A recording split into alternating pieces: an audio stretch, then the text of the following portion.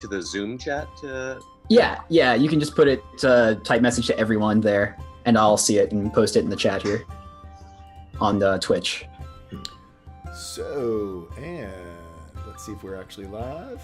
We are live. And we are live. So, oh my god, we are live. Holy there we go. crap, Hey live. guys, hope everyone out there, welcome to, hey, look he goes. There's a Viridian out there, Gorham Woof. Hey, welcome guys. And we are coming at you live with the gang here from around the world and around the country to present to you guys Bird in the Storms. First, hey, Capricorn Cost, thanks for the host. Our first module, Clearing of the Midnight Weald. For those of you who are familiar with our channel, we do run the channel 100% for charity. It's running a little bit different tonight. Instead of having donations that you can use to affect play, donations will get you a PDF at any level. Donation will get you a PDF of our new module. We also will be giving out links to the module as well. So if you guys want to support our charity, which this month is Pathways to Safety International, we decided to do it for 2 months since we only had 2 streams last month and are only going to have a couple, 3 streams this month. We wanted to make sure that it got a full round of broadcasts for us to do. Anyway, thank you guys all for tuning in. We're going to go around real quick and introduce our cast and who they're playing.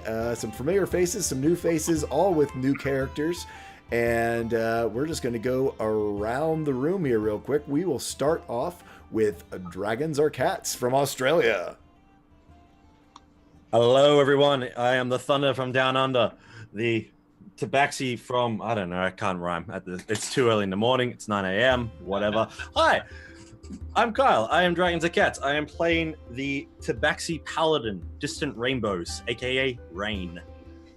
And to be honest, the real star of the show is the cat, so I might as well keep the camera on the cat the entire time. There you go. Next up, we have got Dustin. Hey, I'm Dustin, Flash Fletch on all the Twitters and whatnot. I am playing Kellamuk. He is a half-orc sorcerer, and we'll find out a little more about him once we get into the fun. Next up, we have Bird vs. Plane. I'm unmuted, and I am Bird vs. Plane. I will be playing Bellamy, the High Elf Monk, who, we'll see. We'll see how he gels with this group. Next up, we have Mark Meir.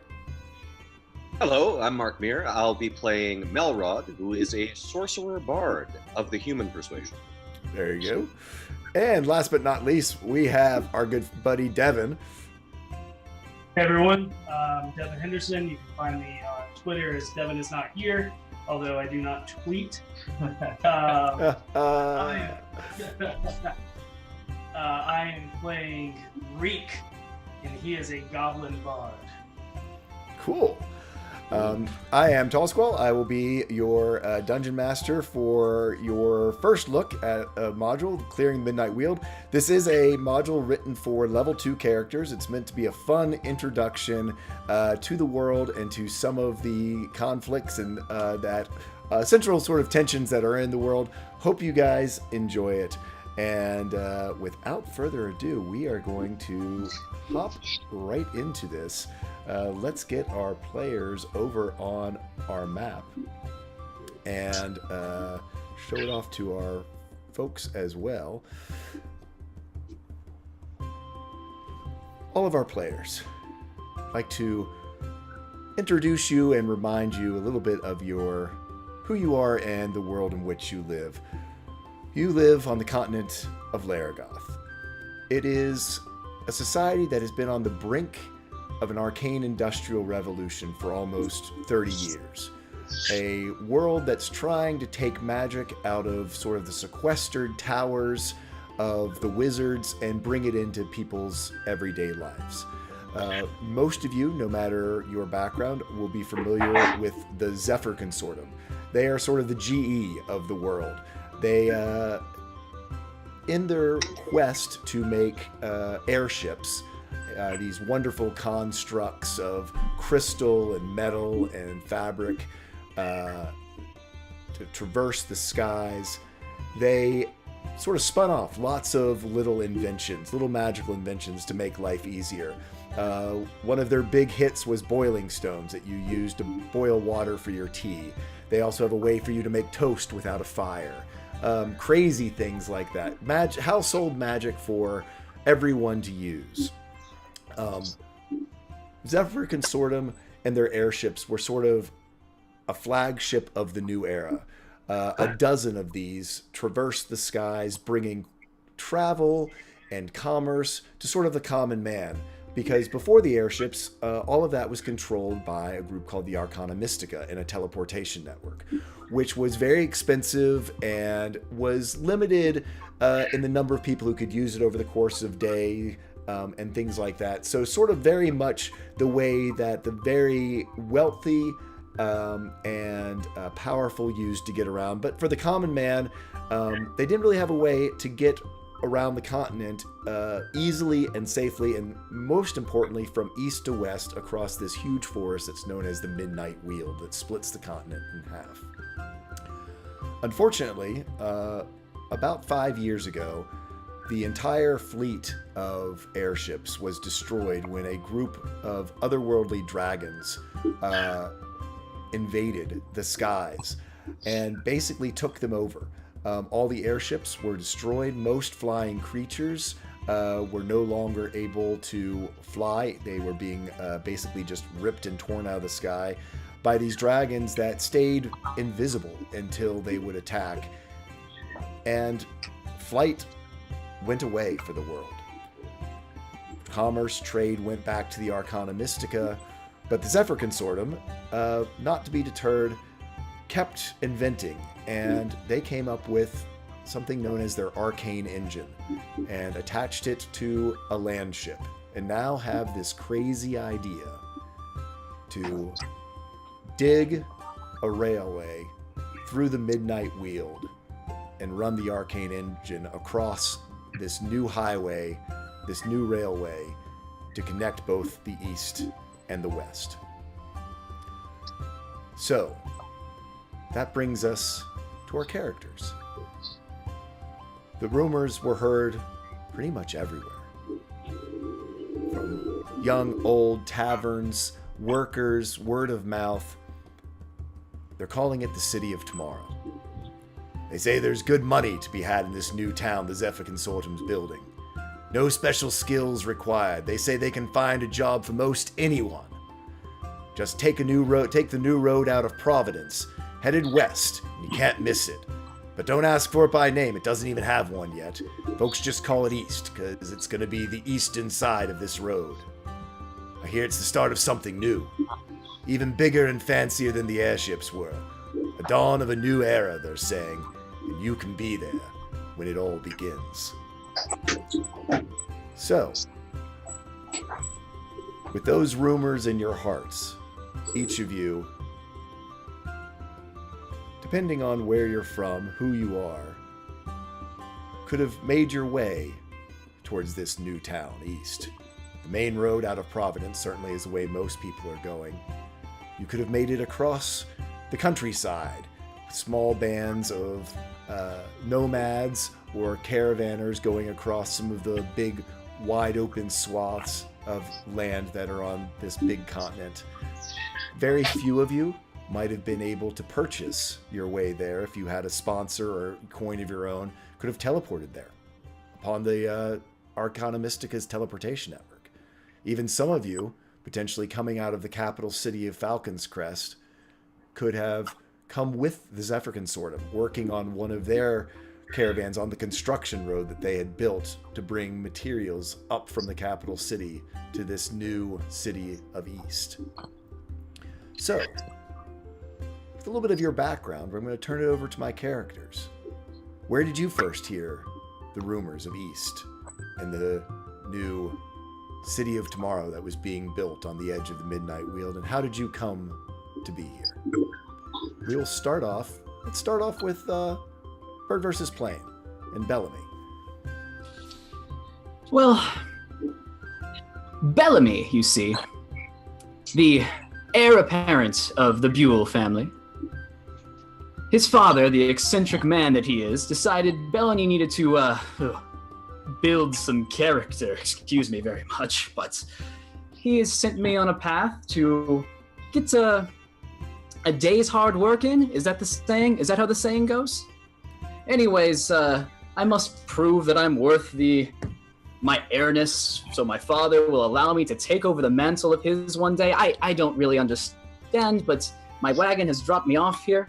My robes are getting a little bit dirtier than I first expected, to be quite honest with you, but as soon as I find my private tent, everything will be just fine and dandy for Bellamy. Cool. Next one, how about Melrod? How did Melrod find his way here? Well, Melrod is, of course, an entertainer, a bard of some renown, also a sorcerer. But it's his bardic profession that's brought him on this path. His patron, Sanborn Preflax, a rather wealthy man, has employed him as an entertainer in various establishments across the land, and is opening a wide variety of drinking establishments that will serve the workers of this vast project. And so I will be performing at various roadside attractions. Very good, very good. Since I've heard a little bit about, let's hear about how Reek and Kellymock came here. I'm Reek, and this is Kellymack, and we escaped the Underdark from slavery in the Drow. I am Reek, the deliverer of slaves, and we worked our way south. And while we were working a tavern, because we're a famous band known as D for Damage, and we heard some soapskins talking about something amazing happening to the east. And Kellymack had the great idea that we should head that way, and so that's what we're heading. I think it was Multiple who had the idea. He's the brains of the operation, you know. Right. The rat. He's a mouse, yeah. Okay. Well, anyways, there's going to be a lot of soapskins there, which means a lot of gold and a lot of way we can get famous. If that's what you think we should do, that's definitely what we should do.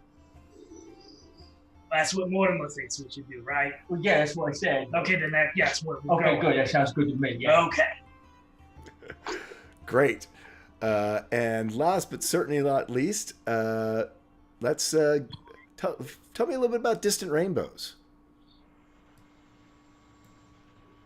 You are muted. As always, in typical dragon fashion, I am muted.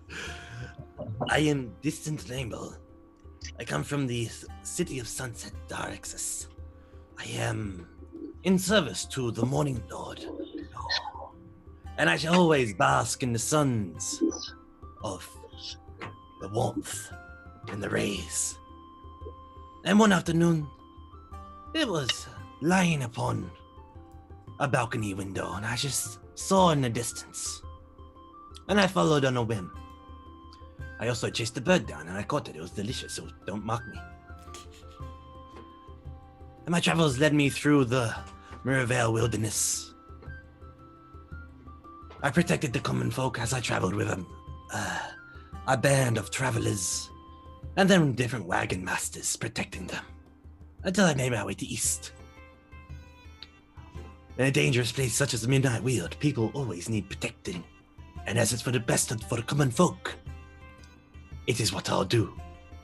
And also good coin. Cool. So, pretty much no matter what pathway you all took to get here, as you approached east from your various different directions, across the verdant highlands that mark this part of the world, you would have seen what must be east. A nest of buildings in various states of completion, all entombed, all but, in a forest of scaffolding and rough wood construction cranes, and just a beehive of activity around it. As you approach, you can see the north side of the town seems to be nearing completion in some of its parts. White plaster veneers being applied to sort of dark stone construction underneath. You see a perimeter wall that's sprouting up all around the whole settlement. The north side almost complete, the south barely even started. Everywhere you look, you would see a buzz of activity and well-organized construction. The sounds of workers and tools would fill the air. Those are punctuated by occasional hum and pop of magic being used to aid in this construction.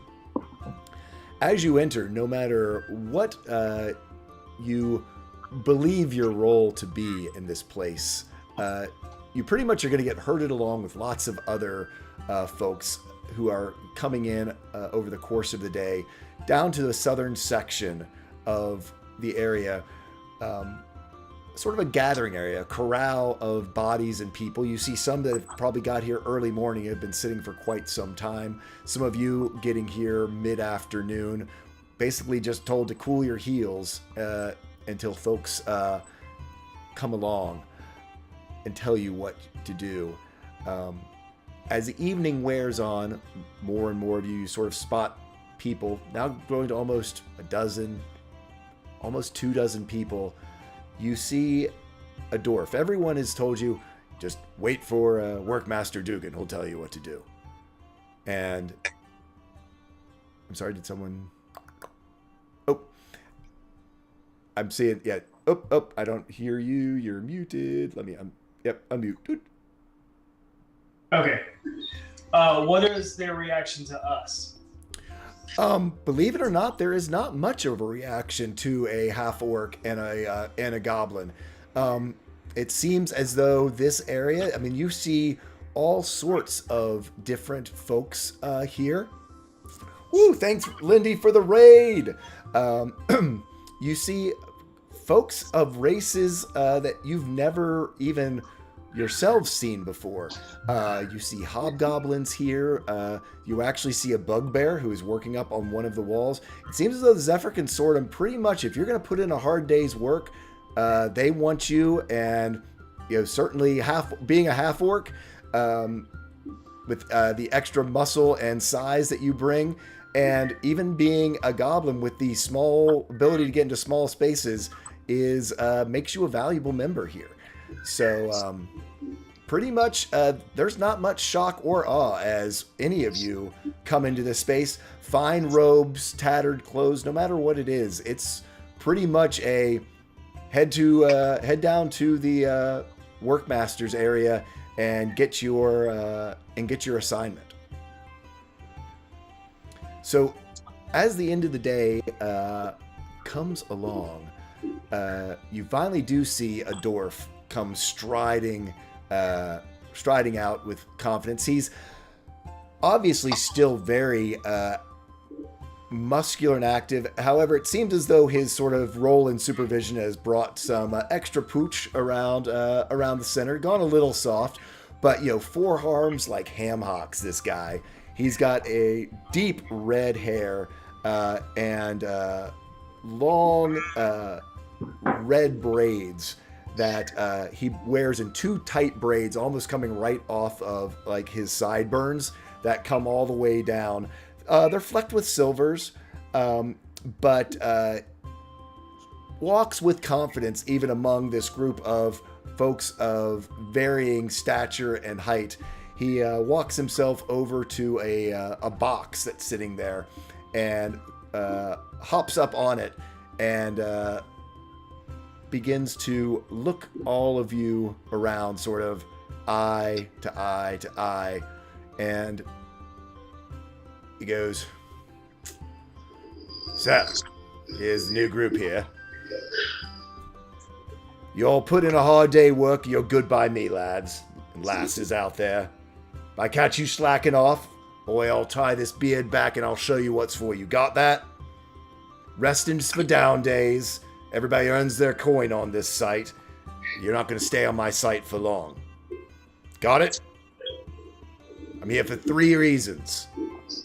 Keep you safe, keep you alive, and help you and me earn plenty of coin while we're doing it. Is that okay with all you?" That is fine by me.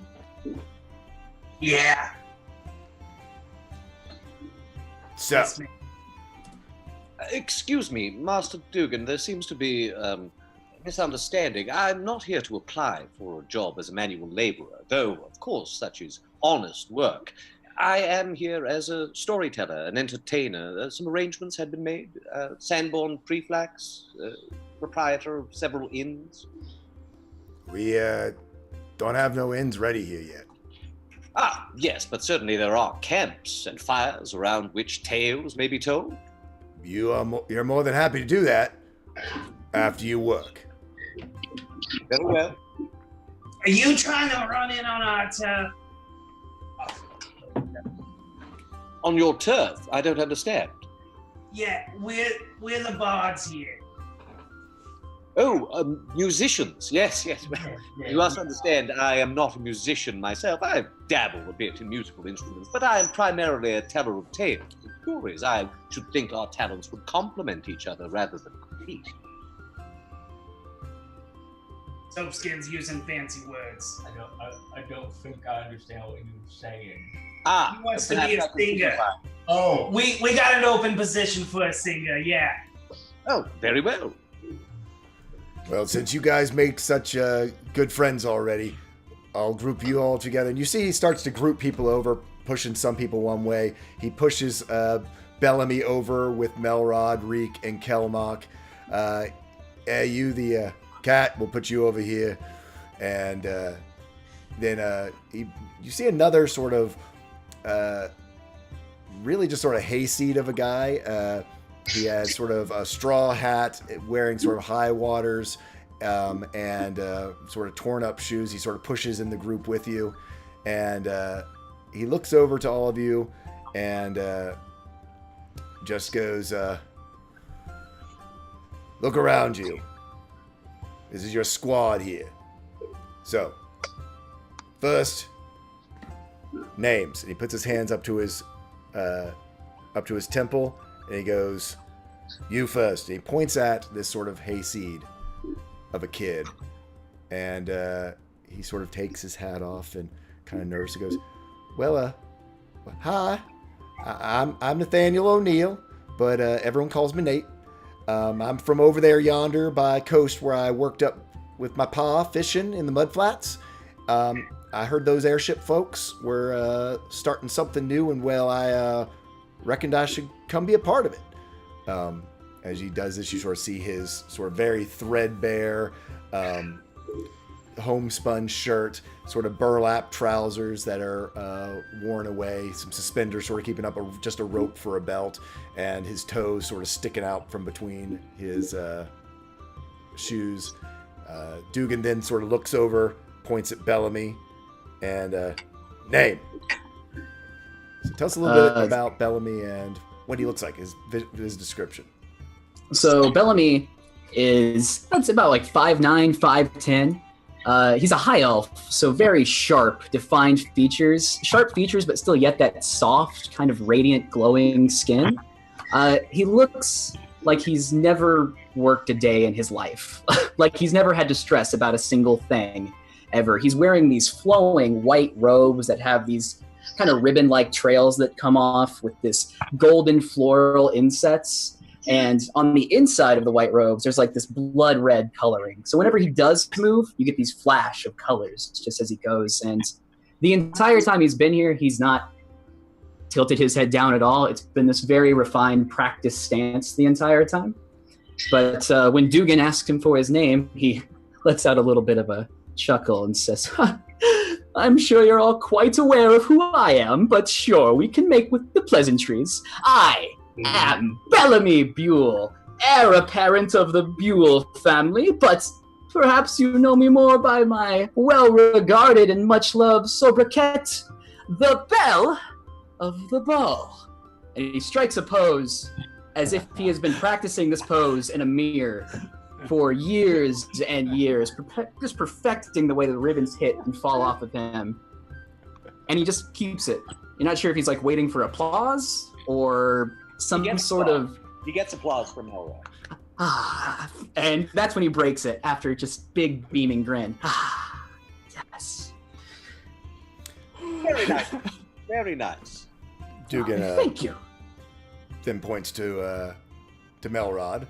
Tell us a little bit about what Melrod looks like and how he introduces himself. Melrod is a human. He's about 5'9", slim, youngish. He's got long hair and is dressed in essentially, he's in traveling clothes right now, but peeking out of his pack, you can see the costume of a performer, sort of a more flamboyant storytelling costume, that sort of thing. He is fairly well dressed. He seems to be accustomed to the finer things in life, though he doesn't seem bothered by the dust of the road on his boots. Cool. Next goes over to sort of Reek and Kellymock. Just kind of, they seem to be a pair. So sort of points with two fingers over to them. You see him say each person's name back as though he's sort of cataloging them so he knows each person on his site.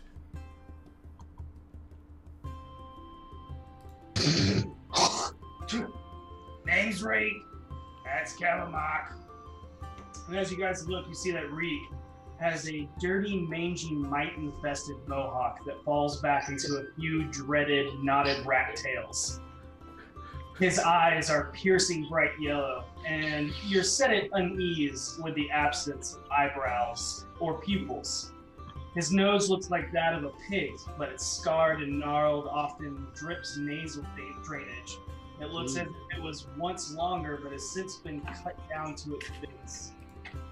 It's extended with a large, tarnished copper septum ring with a nice patina near where it meets the nose. His gnarled ears look like a dog's chew toys, covered in so many different piercings it's hard to make out where their true outline is. His teeth look like rotted toenails stuffed haphazardly into a hole. It is extremely unsettling when he smiles, which is often. However, what stands out the most is the stench. Goblins are known for having a foul aroma, but not for not bathing, but his is borderline nauseating. And he's wearing just a bunch of haphazard, thrown together leathers. But what you see is the assortment of instruments that he carries on him. What looks to be a flesh-like sack with a bunch of flutes coming out of it, and what can easily be discerned as a makeshift viol and a small lute. So Kellymock is a half-orc, but unlike most half-orcs, he actually has light tan skin. He's not green-skinned or gray-skinned. He is actually like light tan, peach-skinned. But he has the facial structure of a half-orc, so the tusks, the scrunched-up nose, the large eyebrows, the pointed, like kind of jagged ears. But also wearing a bit of like traveler's clothes, patchwork clothes, nothing that really matches, no armor or anything, just kind of like a traveler's like vest and tunic with like striped patchwork multicolored pants tucked into two different boots, not the same type of boot. And then he always seems to have in his hand what appears to be a small mouse, but no one has seen the mouse move yet. And that's what Kellymock is like. As Melrod takes the two of you in, he suddenly come to a realization. He goes, "Hold on, you're D for damage, aren't you?" I see our reputation has received us. Yes. I saw you play in the Mirthful Manticore. Fantastic work. Working with you. Yeah, that's right. And you see now, he actually, as he turns, he has a large lap drum on his back. Yes, I have one of your gig posters. Wait. Yeah, I scribbled some blood on a sheep hide. Oh, is that what you was doing? Yeah. Oh, I thought you was doing something else. And thank you for signing it for me. That was fantastic. I have one of your gig tunics as well. Yeah.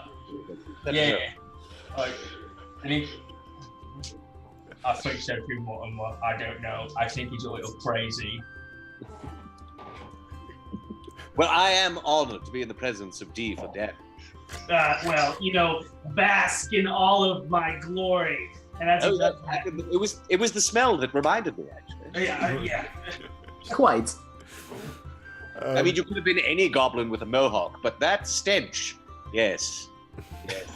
Now I recall. I mean, it's in his I name. believe the mirthful manticore was shut down for health violations later that evening. What did you do? Well, I left it as I found it. I'll say that. Oh, well, you say it was shut down. It must have been you, because it wasn't us. Yeah, we left it down. Nor would I wish you could. That's true. We did. Yes. It may have been Lord Bile. He's pointing at the elf. Yeah. I'm sure it was some unrelated matter, something with food preparation. Yeah, it wasn't that good. A lot of it was happy. I mean, it was okay for me. I didn't mind it. Yes. But we're being rude. I'm sorry. We have other friends. Dugan's like, Sorry. glad I put you all together, maybe. You, and he finally does point at Distant Rainbows.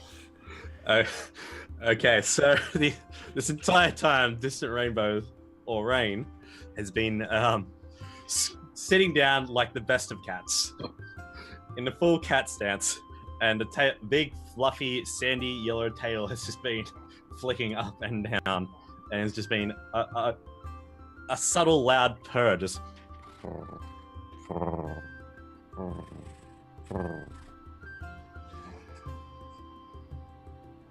And as they finally get pointed at, they stand up to a full 6'2", still hunched over.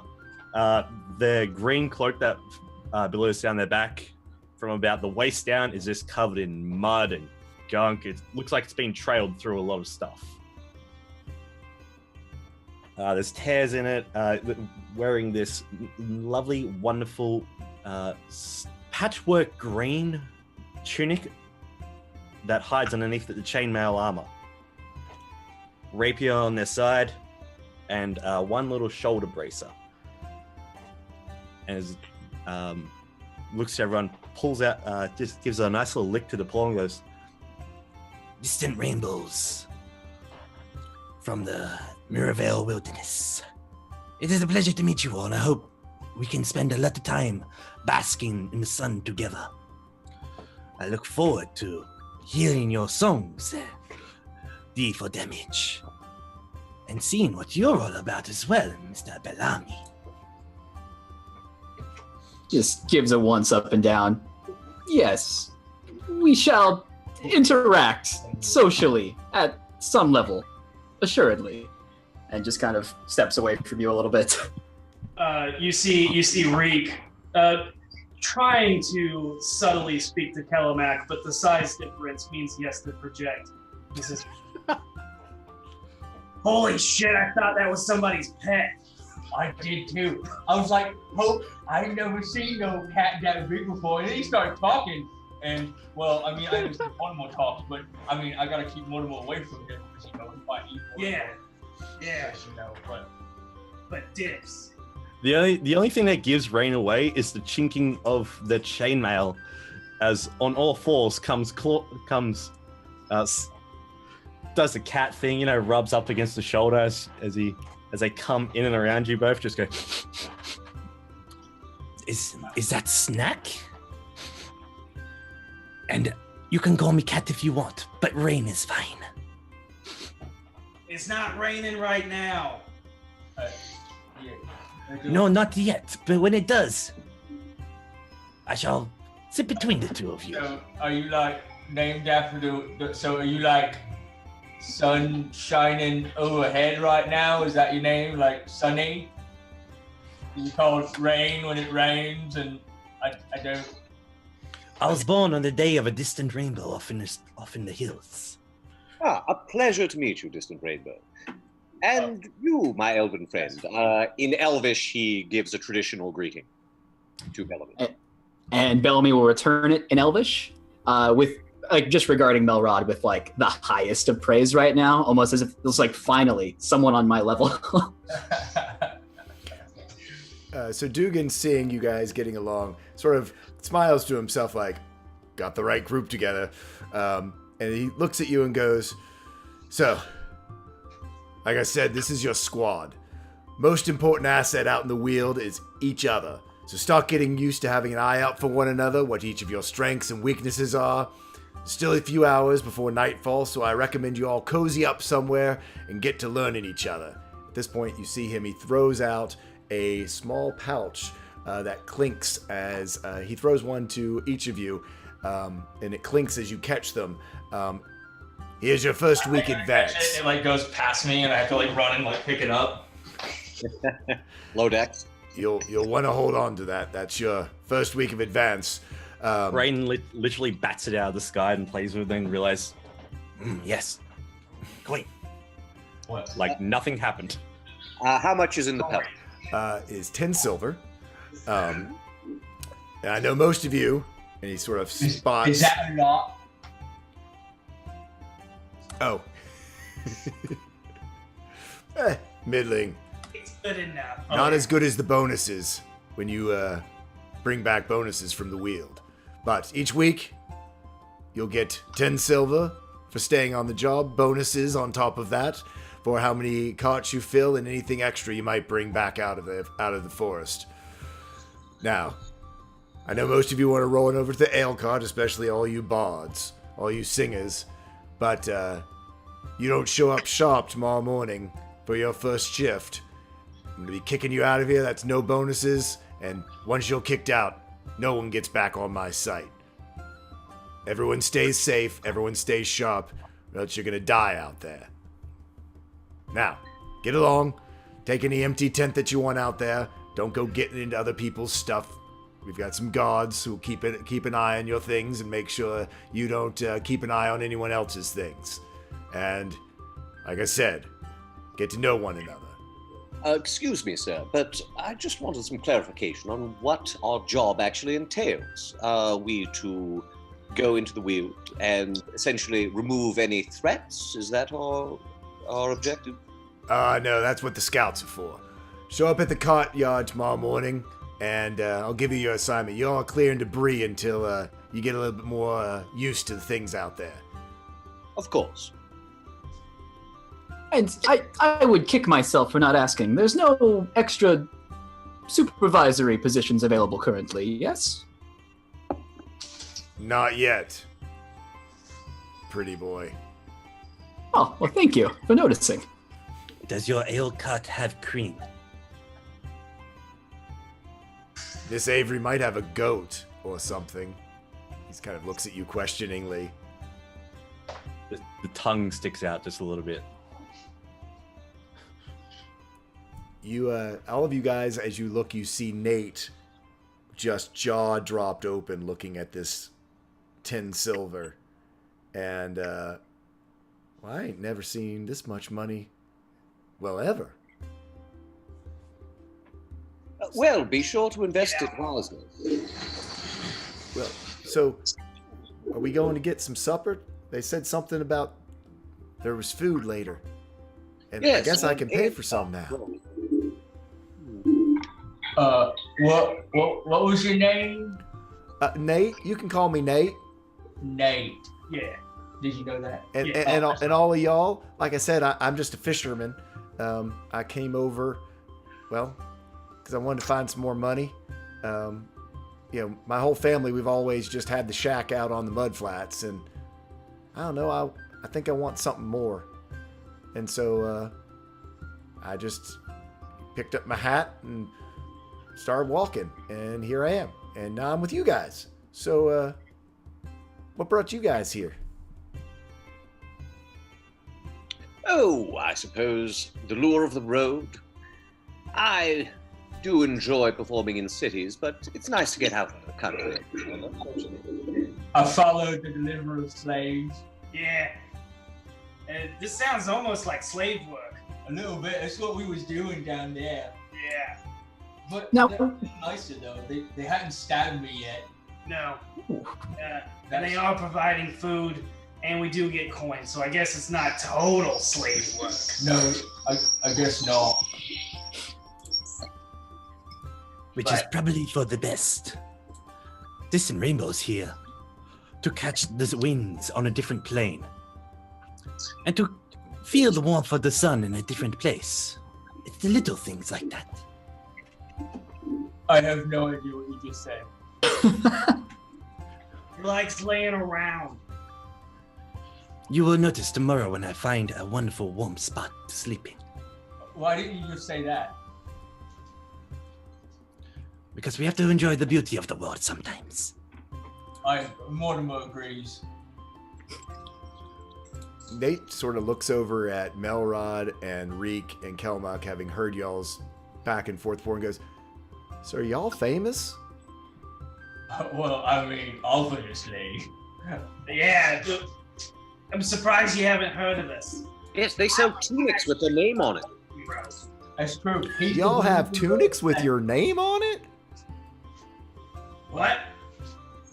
Tunics with their name on it. Yes. I mean, it was smeared on it with blood and a finger, but yes, technically. They do seem to have a way to leave an indelible mark wherever they go, huh? Yeah, that's true. Yeah. Some even call me a lady killer. Wait, It's you true, kill I've seen ladies? you several. It's not polite to kill ladies. I mean, It's not polite to kill anyone under the light of law. Nate Well, sort of well, sidesteps if you over have to mess towards around with a couple of distant drow- rainbows. With, Now, the drow from the mountains, of course. Terrible business they are. But they do not enjoy the light. That is why they suffer in the dark. Yeah. I guess that's right. Pretty good. I think so, anyway. Well, now they're dead, so who cares? That's true. Reek did it. There's a group of us, but, mastermind and all. Anyways, let's go get food. Stop around I'm very hungry. Mortimer is starving. sitting around yammering. Yes, Yes. that sounds good. so Someone mentioned an ale cart, I believe. Yes, that sounds quite good. Definitely go for a drink. So the wind shifts, and you are sort of blows Reek's reek downwind, and you do smell from a little bit to the northwest of you, the smell of a savory stew, sort of wafting through the air. And it doesn't take you long. In about 10 minutes, you're able to sort of make your way through this sort of makeshift set of tents and sort of lean-tos. Some are soft structures and hard structures, and find a large cart that is set up there. It's sort of almost, as we traditionally think of, sort of like a gypsy wagon, but the side of it is folded up on one side. There's sort of a counter there. People have sort of made makeshift tables out of crates. There's actually sort of an axle of two wheels that has been set on its side to make sort of a tabletop that people are standing around, almost like a bar top table. And you see painted across it a sign that says Miss Avery's Tavern Wagon.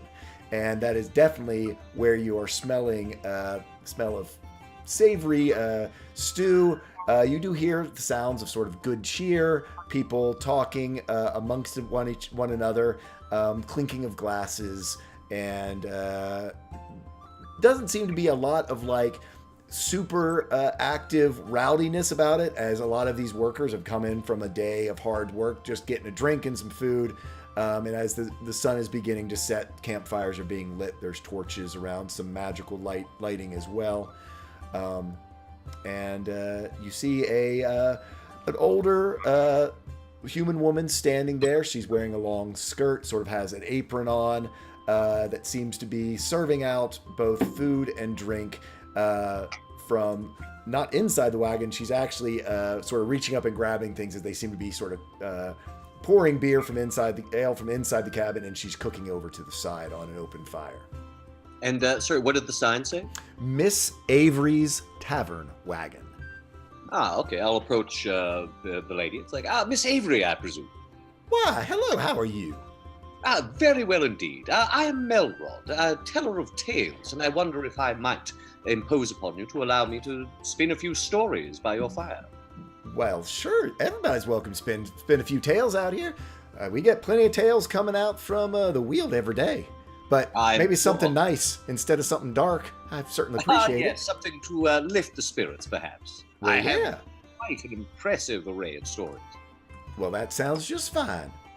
Can I get you any stew or ale? We've got our evening special, 1 silver piece for a bowl of stew and some ale.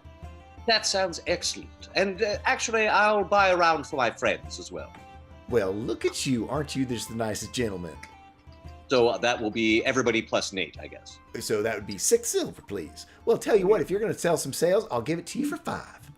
Oh, well, thank you so much. And so I'll pay her, let everybody get their food and drink. She passes out basically simple wooden bowls, but it's a nice, thick, hearty stew. Does have plenty of meat in it and some nice veg, some vegetables that you're not familiar with, as they might be indigenous to the Weald itself, and sort of serves out for all of you. Ale, not the best, but not the worst that you've had. It's it'll do.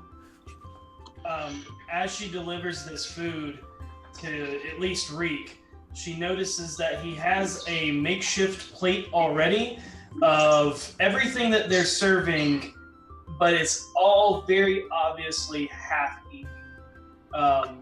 Where he may have picked it up off of unoccupied trays or out of the dumpster or whatever, and he just willingly takes the food and just adds it to his hoard.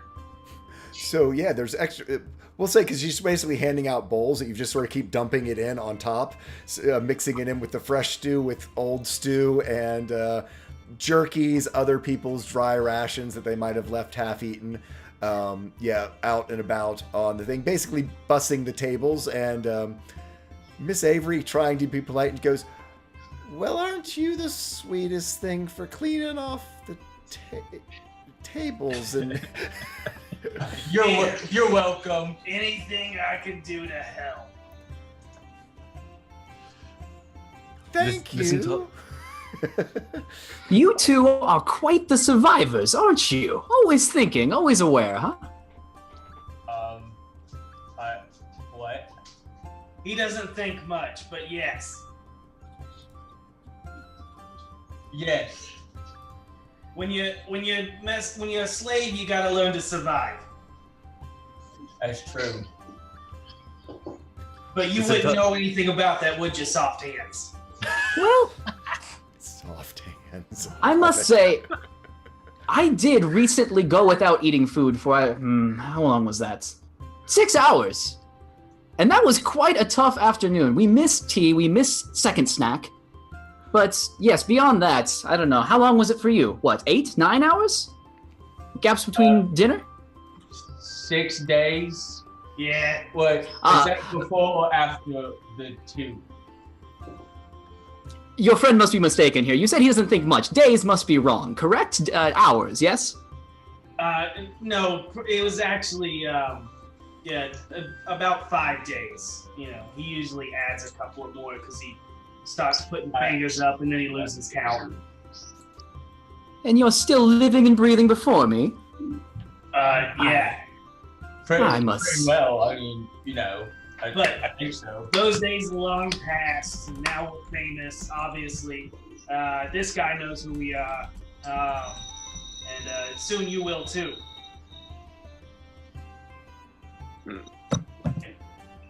So as we Melrod eats fairly quickly, and there's probably some other workers gathered around, like say a large fire pit or something. Oh, absolutely. There's several small fires. There's several small tables. You'll see gatherings, and you'll see it seems to be groups of 6.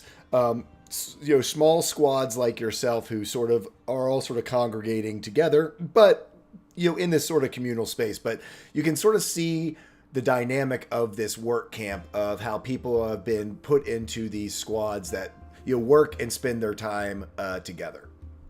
Okay, so Melrod will he probably has already removed his traveling cloak, but he'll take that in his pack and sort of leave that with the rest of the guys, just ask them to watch it. And he walks up to the fire pit and he begins to tell a story, just, sort of does a little bit of carnival barking just to get people's attention, and then launches into a story. And he's going to use minor illusion at the same time. basically to provide visuals for the story that he's telling. And the form this illusion takes is the smoke from the fire and some of the flames just seem to sort of swirl into the various figures in the story. And as he does the voices of the various characters, they're being animated. So he will tell the fairly commonly known tale, but he tells it in his own style, of the Bullywug and the Ettercap. Would you like to hear the story? Shall I do the story? You can if you want to. If you want to do the story, you're welcome to. Otherwise, you can just roll a performance check and we can see how it goes. This will be the abbreviated version of the story, but you'll get the gist. A Bullywug was one day standing by a stream when he was approached by an Ettercap. "Friend Bullywug," said the Ettercap, "I wish to cross the river. Will you bear me across on your back?" The Bullywug replied, "No, my friend Ettercap, I cannot, for you would only bite me and inject me with your venom when we are halfway across, and we would both die." "I promise, friend Bullywug, this will not occur, for why would I wish to kill myself?" "Very well then, clamber upon my back and I will bear you across." When they reached the halfway point in the stream, the Bullywug felt a sharp pinch on his back and looked back to see the Ettercap with its fangs deep in the flesh of his body. He felt himself grow cold as the venom reached his veins. "But why would you do this?" "Because I am an Ettercap, fool." And that, so there's a little more flourish to the story. Yes. And with that, as he begins to tell a story, Kellomock pulls his drum off his back and begins to beat a beat to the story. And as he does this, lights actually come off of him and begin to float around him. As unknowingly to him, he casts dancing lights as he beats this drum along to the story. Excellent. So we got some dancing lights. We got a minor illusion with all the smoke and the Ettercap and the Bullywug and the stream. So yeah, with all that going on, you guys, you can either each roll a performance check, or Melrod can roll it with advantage with the help from Kellymock. What would you all prefer? What do you want? Roll for advantage? Okay, I'll take the advantage on that. If you each roll, the highest one, of course, would win, or do the advantage. Right. So you can just click on your performance right on your Roll20 sheet, and it should pop right up. All right. This entire time wandering around and getting to the bar, Dancing Rain's just been on all fours. The Cloak's been dragging behind them, and now is just sitting in a full sit next to the story. Actually, like laying down. And as the story is progressing, the tail is just flicking. So roll twice for performance. Well, that works fine. So with advantage, you actually people begin to really just start looking your way and start paying attention to you. And then as the smoke starts to swirl around, and you can see this Ettercap and the small and the Bullywug and a river made of smoke, and then the lights begin to spin. At the end of it, the whole place is just like entranced with the story, and they all start clapping at the end. You actually see a few copper pieces get thrown your way, some towards Kellymock and there's drumming, others towards Melrod, and you see Miss Avery is just enwrapped. She's like, "Well, now you just come back anytime and tell whatever stories you want to tell." Oh, and I should mention that normally, and up to this point, Melrod, he's relatively pleasant looking, but somewhat nondescript. However, when he's telling the story, his eyes take on an almost coppery hue, and he seems much more magnetic. Ooh. Even though copper is not a magnetic metal. Well, now that everybody's in a good mood, and you can see Reek picking up the coins in front of Kellomac, the only thing that's better than stories from a soap skin is music from a goblin. And Reek will pull out his bagpipes and begin to play. Your human skin bagpipes.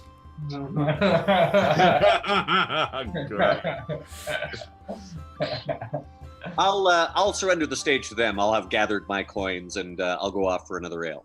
Great. Avery just hands it to you. Doesn't even ask for any coin. With my compliments to Master Storyteller.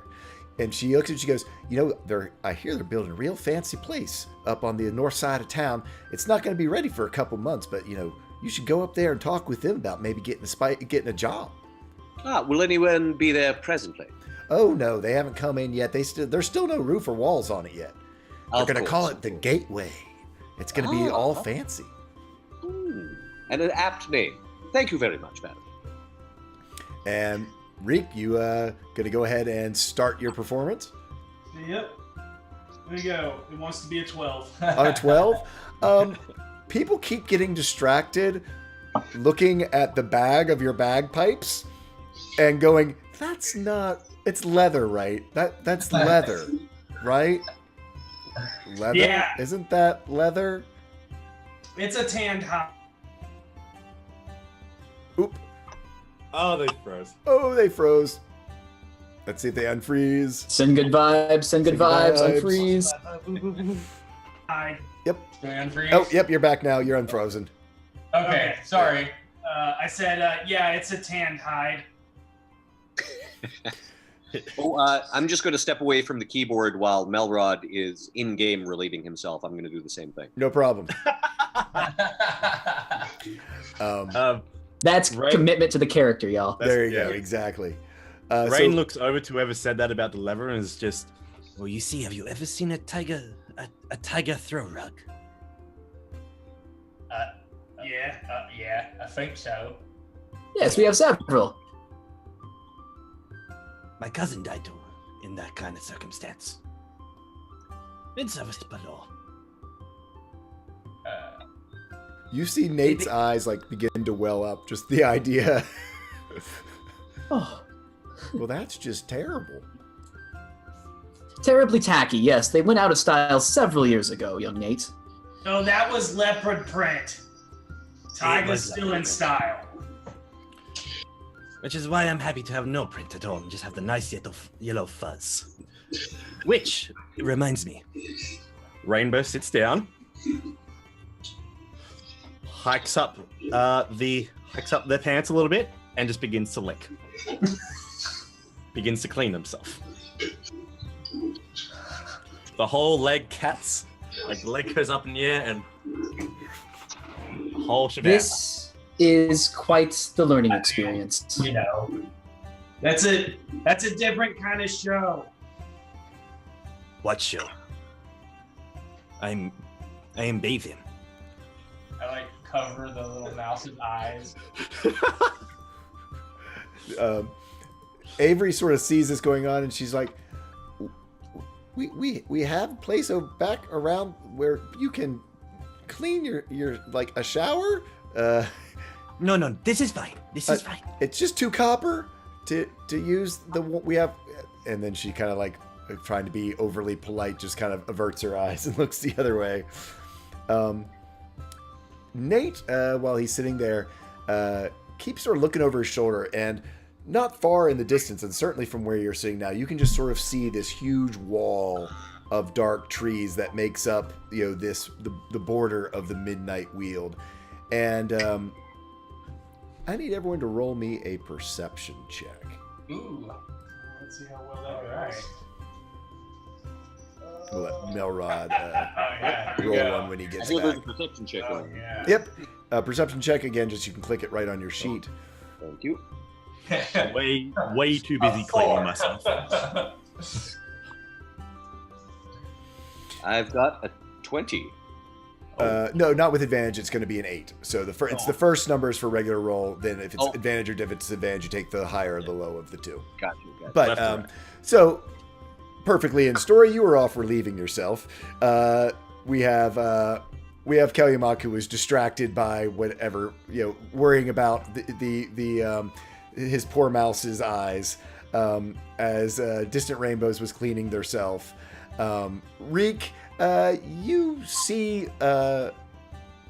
Nate sort of fumbling up on the table with things, but Bellamy, you definitely see this. with your stew, you were given basically the equivalent of a small butter knife type idea. A spoon and sort of a small butter knife. You see Nate pocket the knife.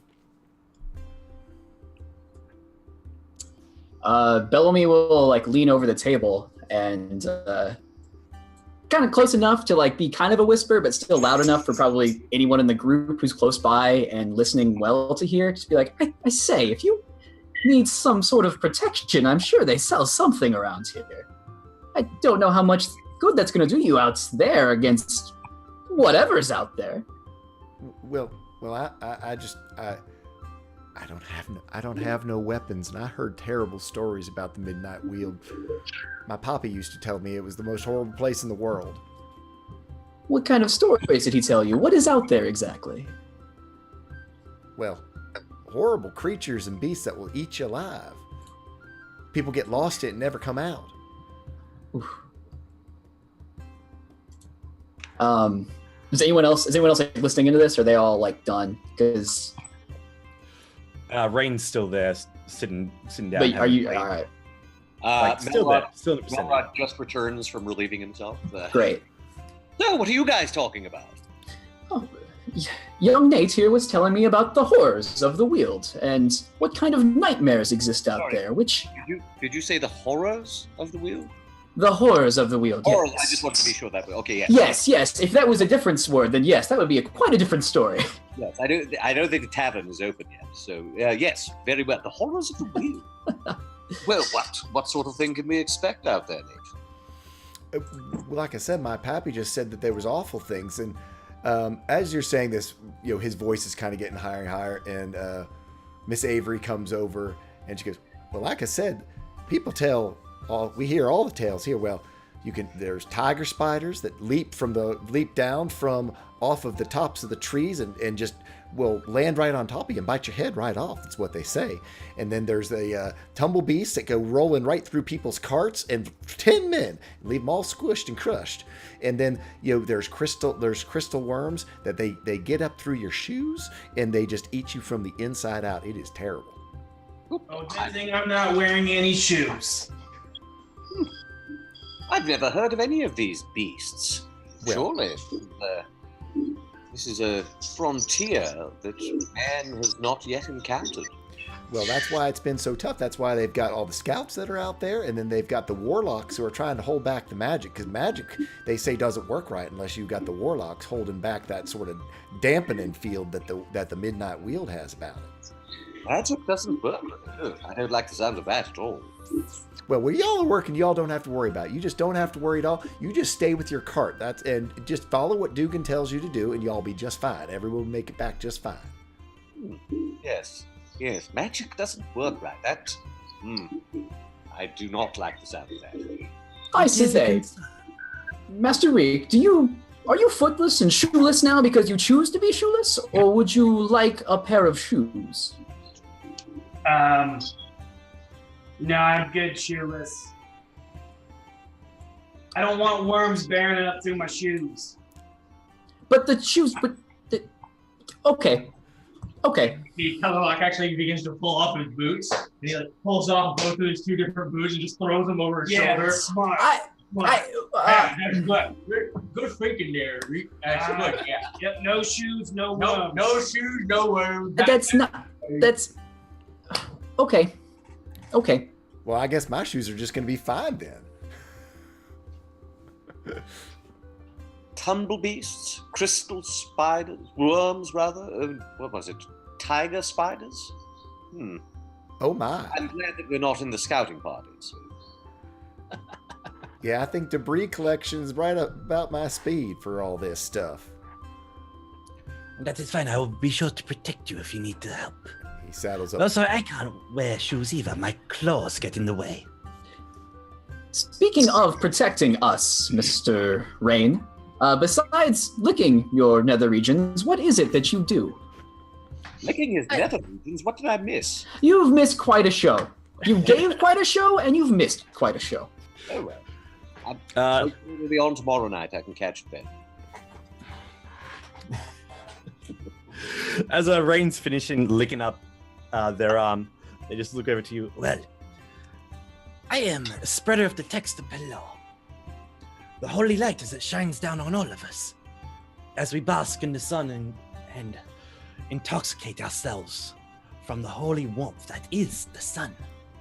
I am here to spread that and make sure everyone sees the next morning. To bask and lay and to lounge at all times. Talking about the hateful Daystar? That thing's so hot. Oh, and isn't it wonderful and lovely? Especially when you lay on a wonderful golden trunk. Or on a metal shield as the sun peaks at high noon. Whatever you're into, man. I will be sure to show you the treasure that is the sun. I believe you've showed us quite enough of your treasures for one day. You could make a lot of money. Yeah. Like at least 3 copper. I have also put on a couple of ceremonies. I am also one who can join two in the spirit of holy matrimony. The sanctuary of marriage, if both parties are consenting, of course. Look. And you two are look up to be a beautiful couple. What? Looking at I've Rick. been talking about 2 people hooking up for a long time. Oh, yeah. Yeah, a bunch of soapskin paperwork. Nah, screw that noise. I mean, I stayed with Rick because he saved my life. You know, he delivered me from slavery, so that's why he's the deliverer of slaves. Yeah. So you need any slaves delivered, I'm your man. It's true, he is. But And on that note, gentlemen, partners, but we're not partners. I'll bid you all good night on that note, gentlemen. We shall see you in the morning. Yep. And actually, as you look around, you see most of the other workers have already sort of started to file out and turn in, as it is getting later on into the evening after the performance. This isn't a late night crowd here. You're not sure exactly what wake up time call might be, but it looks as though most of the people who've been here for a while know to grab their rest while they can. So if there's nothing else folks would like to do, certainly you could turn in for your evening's rest. As I said, there's several empty tents and lean-tos here, just as the group of you all could find one all together or in multiple ones, whatever arrangement you all would like to go. There's not tons of them. You all couldn't all each have a private one, but there's probably 2 open ones, 2 open tents available, and then, of course, the great outdoors. As everyone makes their way to tents and the fire begins to die down through the night, Distant Rain makes their way on top of the tavern wagon and sleeps atop the tavern wagon. Just curled up in a nice big cat ball. Melrod will take one of the empty tents. Bellamy, too, will take a private tent, and hopefully it stays that way. I was going to say, so if each of you took separate ones, there's one of you in each, so depending on where Reek and Kellymock go, we're going to see what happens. Ening, mening, mining, bow. Which one do you want to go to? More than one, and he leans into the mouse in his hand. That one, and we totally go into the one that Bellamy is in. Yes, I would love to share my tent with you, compatriots. Compatriots of mine is the word I was going to use. This is an event happening. Yes, it is.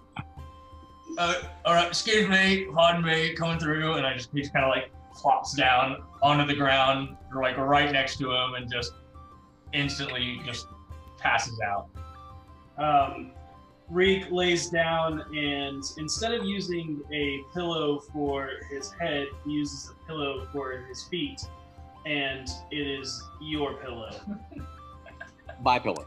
Oh, his pillow. Bellamy's pillow.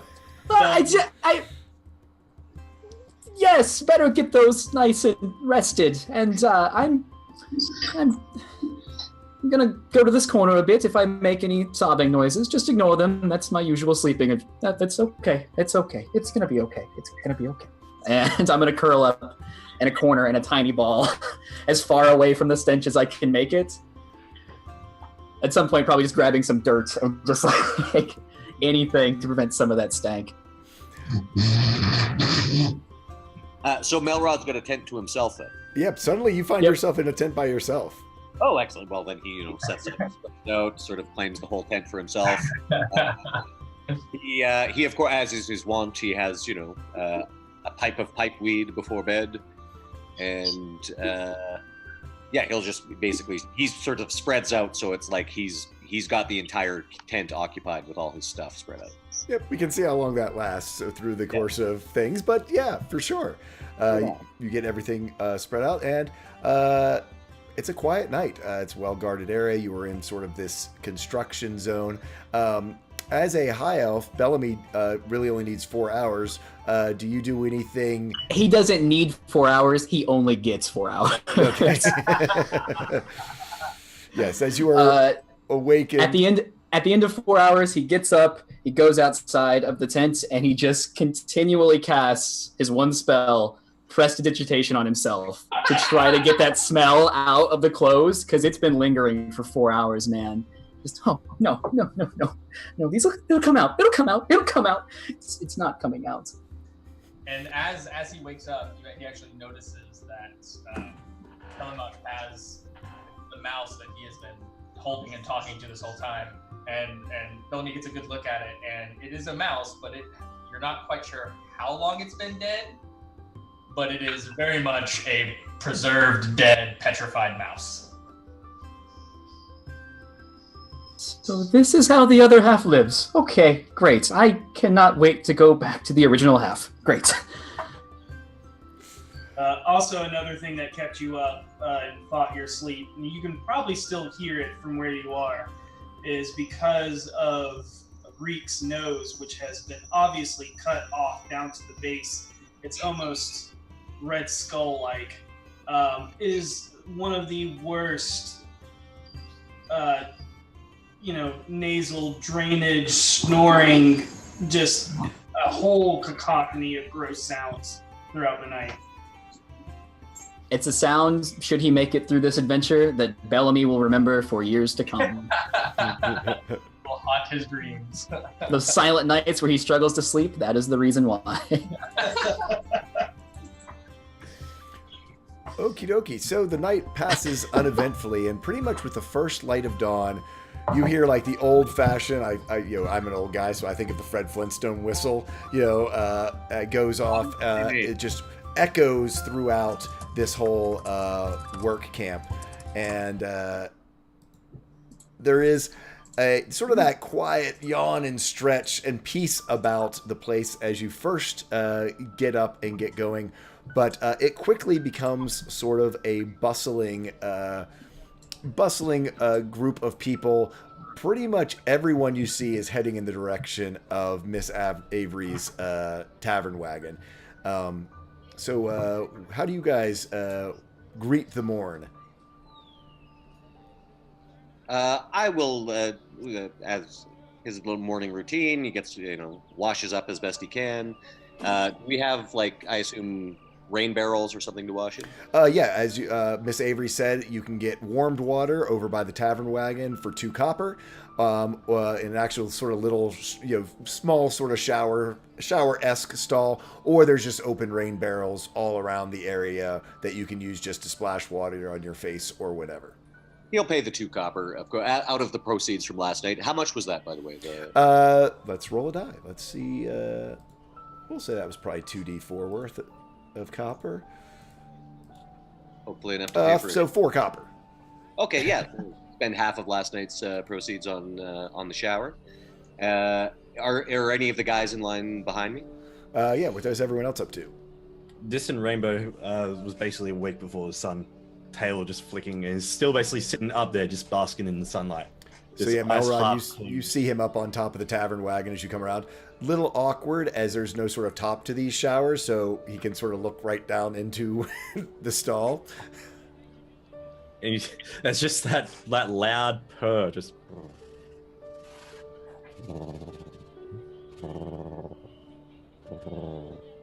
Kind of bellows out like thunder from his from the chest. So is he over my shower as I'm taking my shower? Yeah, no, he's sitting on top of the wagon that like Well, looks that's- down into. So I can see him, right? Like, if Yeah, I you look can up- see him. Like, good morning, friend Tabaxi. How are you? The sun is very nice on the fur of distant rainbows. It is good. How does the water feel on the skin? Good, good. Most invigorating and warmed as well. I can't buy you one, can I? You're probably taken care of. I have already bathed this morning, thank you.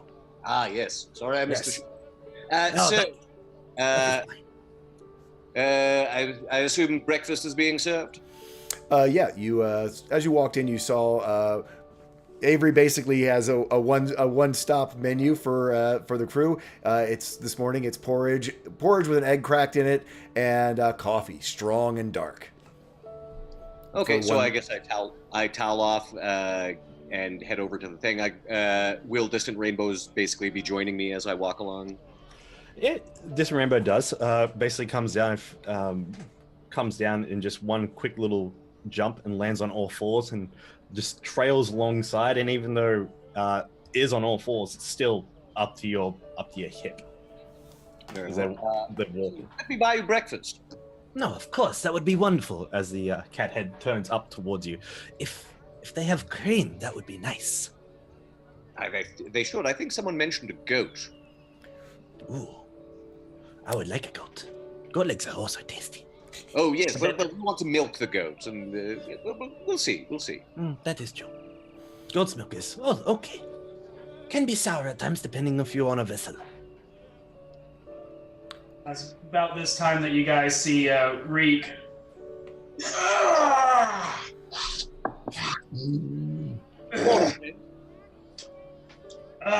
Soap skins. Why don't you bask in your own glory? Ooh, food. And you see them start picking off of trays that are unoccupied. You have glory enough for all of us, my friend. Kellerlock comes in shortly after, and just sits down. Hungry? I think so, Will. That's what we're going to have order with. Yeah. I'll just have whatever everyone else is having. And is Bellamy there yet? Bellamy is just getting done. He basically handed the shower folk 5 silver and just kind of bought out a shower for like 2 hours. And so he wanders in a little bit late. That's fresh-ish. Yes, that's fine. That's fine. Good morning, friend Bellamy. I must say, the accommodations here are quite spacious. Yes, quite interesting. Yes. Hey, me and our 2 new friends had quite the conversations last night over pillow talk. Well, maybe we should trade rooms later this evening, yes? Oh, well, you're welcome to join me if you like. That would be wonderful. Thank you so much. Reek reaches up onto one of in between you guys, and he goes, it's good to see you getting along. All right, scoot over. I'm getting in here. All right. And how you doing there, Elf? Oh, just wonderful. Good morning, Reek. Good morning, Kelly-Mac. So, Miss how you Avery. doing there, Melrod. Morning. Mm-hmm. Now I've bought Distant Rainbow's breakfast as well as mine. So yeah, it's only 5 copper pieces for breakfast. So that'd be 1 silver for yours and yourself. Okay, yeah. So I'll hand over a silver. And Miss Avery's coming around and giving you stuff. And as you guys are there, and Reek especially, because as you were picking off other tables, you notice at sort of one of these tall tops, you see a gnome who's sort of standing there, sort of tough guy looking. He's kind of like got his sleeves ripped off. Actually really muscular for a gnome. Might have been like hitting the giant strength potions a little more than necessary. And yeah, and you've got sort of a half elf who's got sort of like really sort of greasy, unwashed, unkempt hair, and sort of one of those mustaches that can't quite, kind of like that 12-year-old, 15-year-old preteen mustache and a little bit of a goatee combo going on. And sort of a large, heavy-set woman who's just sort of shoveling in. She has 3 bowls of porridge with the eggs cracked on top and the 3 coffees in front of her. and you see them sort of nudging each other and pointing at you guys, and you can hear the gnome just like, well, looks like we got some fresh faces here today. You think they're gonna last longer than that last group? And talking to his friends. Melrod, of course, as is his way, just immediately starts talking. It's like, oh, I take it our predecessors met with an unfortunate end. Well, you say that again.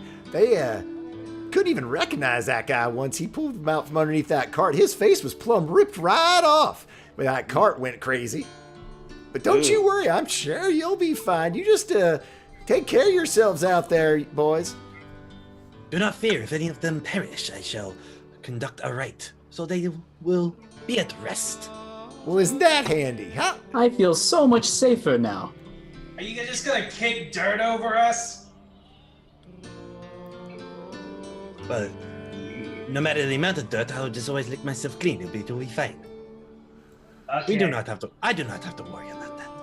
And Alright. what is your name, my friend? Well, I'm Fergal, and this here's Lawrence, and that's Barda. A pleasure to meet you all. I'm Melrod. These are my companions, distant rainbows. Bellamy, that's Reek over there, and I'm afraid our orc friend, half-orc friend, seems to have wandered off. Yeah, he's coming back. Should we be keeping track of him, or is he? Oh no, he's fine. Sorry, I had to use the lube. Yes, are you on similar duty to us? We're in debris removal. Yeah, that's us. We're on cart 18. I bet y'all are taking place of that crew that was on 21. Is that our number? 21? Does anyone remember? I don't think we've been given a number yet today. We'll see. You may be right, my friend. Yeah, we'll see y'all over there. About this time, Miss Avery comes over and she goes, now don't you all pay them no mind. Carts are very safe. They've got all the kinks worked out now. You just don't even need to worry about it. You don't want to be jinxing yourself on your first day. What you want to be concerned about are those beasties we were talking about last night. You just stay with your cart. You stay on the trail. Watch out for each other.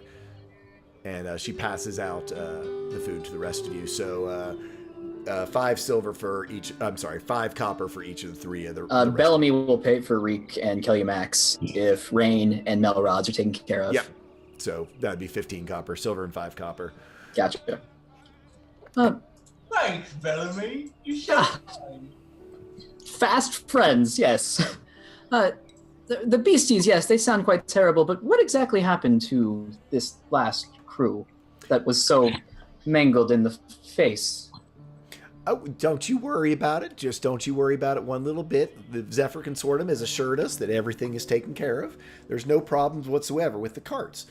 You know, we use their magic everywhere all the time. And some things go, you know, you just have to treat gently and it'll be fine. It sounds like something went wrong. Horribly wrong. For a crew to die. You hear Fergal there. Well, they said it was sabotage. That's what I hear. That's what everyone in the camp says. Sabotage? But who would sabotage a cart? Well, now that's the thing. That might be interesting now, you see. Who knows? But the whispers are, it's the Arcana Mystica. They don't want those Zephyr Consortium making no road. But you didn't hear it from me.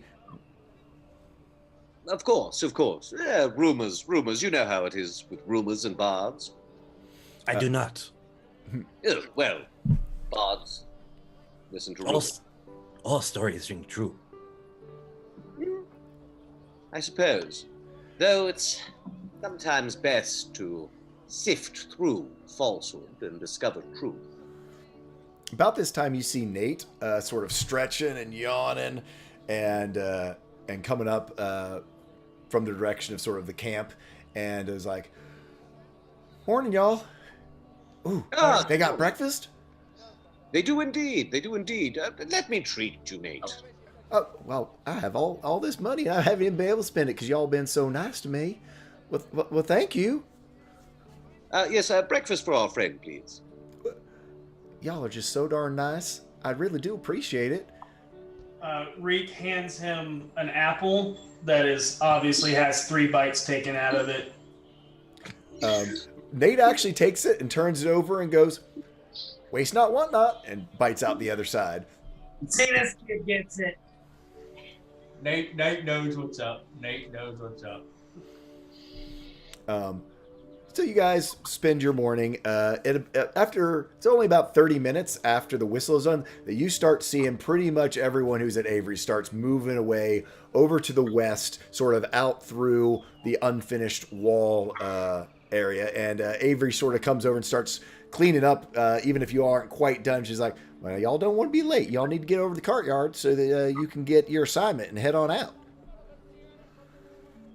Very well, thank you so much for your hospitality. We shall see you this evening.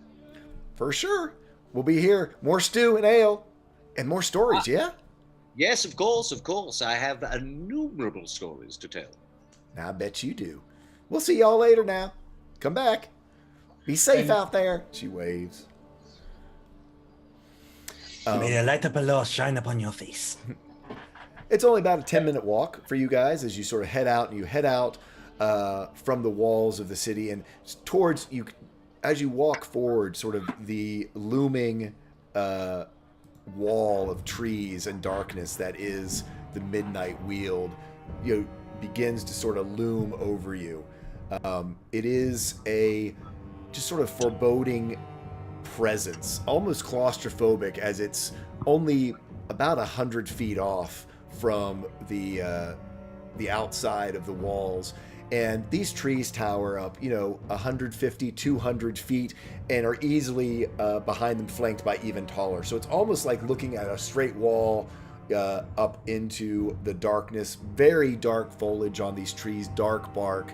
There's a reason it's called the Midnight Weald. It is this dark, foreboding presence there.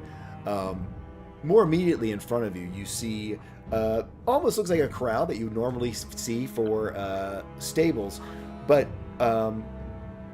you see in these carts a whole big different row of them. They sort of look like a longer version of an ore cart that then has sort of a trailer cart behind it. They have 6 wheels. They're on pivoting legs, and it's separated sort of into, like I said, these 2 sections, sort of a front section that sort of seems to pull the back section of the cart.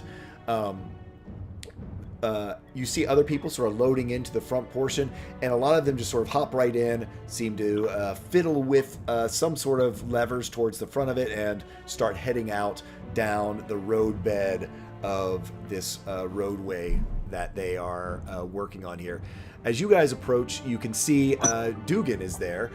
He has his standard box that he's gotten himself up on, and he sees you guys coming. He seems to have just finished talking to another squad and sent them over to a cart, and sees you guys and says, "Well, come on over. And along the way, real quick, Telemark goes towards Bellamy, on the trek to this area, and just kind of puts his hand on his shoulder and goes, "It's okay, Bellamy. There's nothing to be afraid of. We have Mortimer. Mortimer will keep us safe. He is a very powerful magic user, and he will keep you safe. I promise."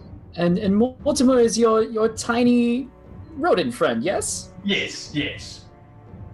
What does Mortimer do besides decompose? Well, I don't know what that word is, but Mortimer... What powerful magics does Mortimer have? Yes, very powerful magic. You see, Mortimer, he keeps me safe, and that's why I'm so happy all the time, because Mortimer keeps me safe. Well, thank you for your protection, Mortimer. Mortimer looks delicious, but I would never take away your light. Suck the corpse of the mouse and just kind of puts it in your face, and then continues on. Rainbow leans in and sniffs. I shall never take away what gives you light, but Mortimer looks tasty. I wouldn't recommend it because I'm pretty sure that he'll kill you. He says it right. It's a very powerful magic. If it gives me an upset tummy, then I shall just be away with the illness and disease. Those blessed by the law can do that. Right. Yeah, how does the sun make you not sick?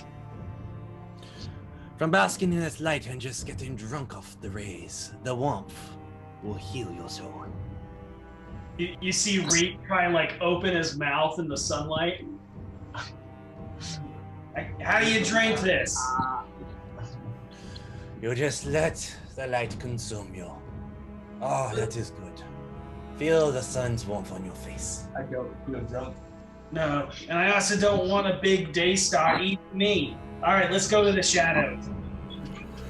So, We should probably table the religious discussion for now, gentlemen. Master Dugan. so Dugan goes up. Come on over. So, here's your cart. This is number 21. You take care of it. It's going to take care of you. Otherwise, you're going to be hoofing it out of the Weald, and you get caught out there at night. It's curtains. So. Of course. Master Dugan, we heard that there might have been a bit of a mishap with this particular cart. Number 21, was it? No, that was 23. Do me a, whoever wants to do me a perception check. Perception check, sure.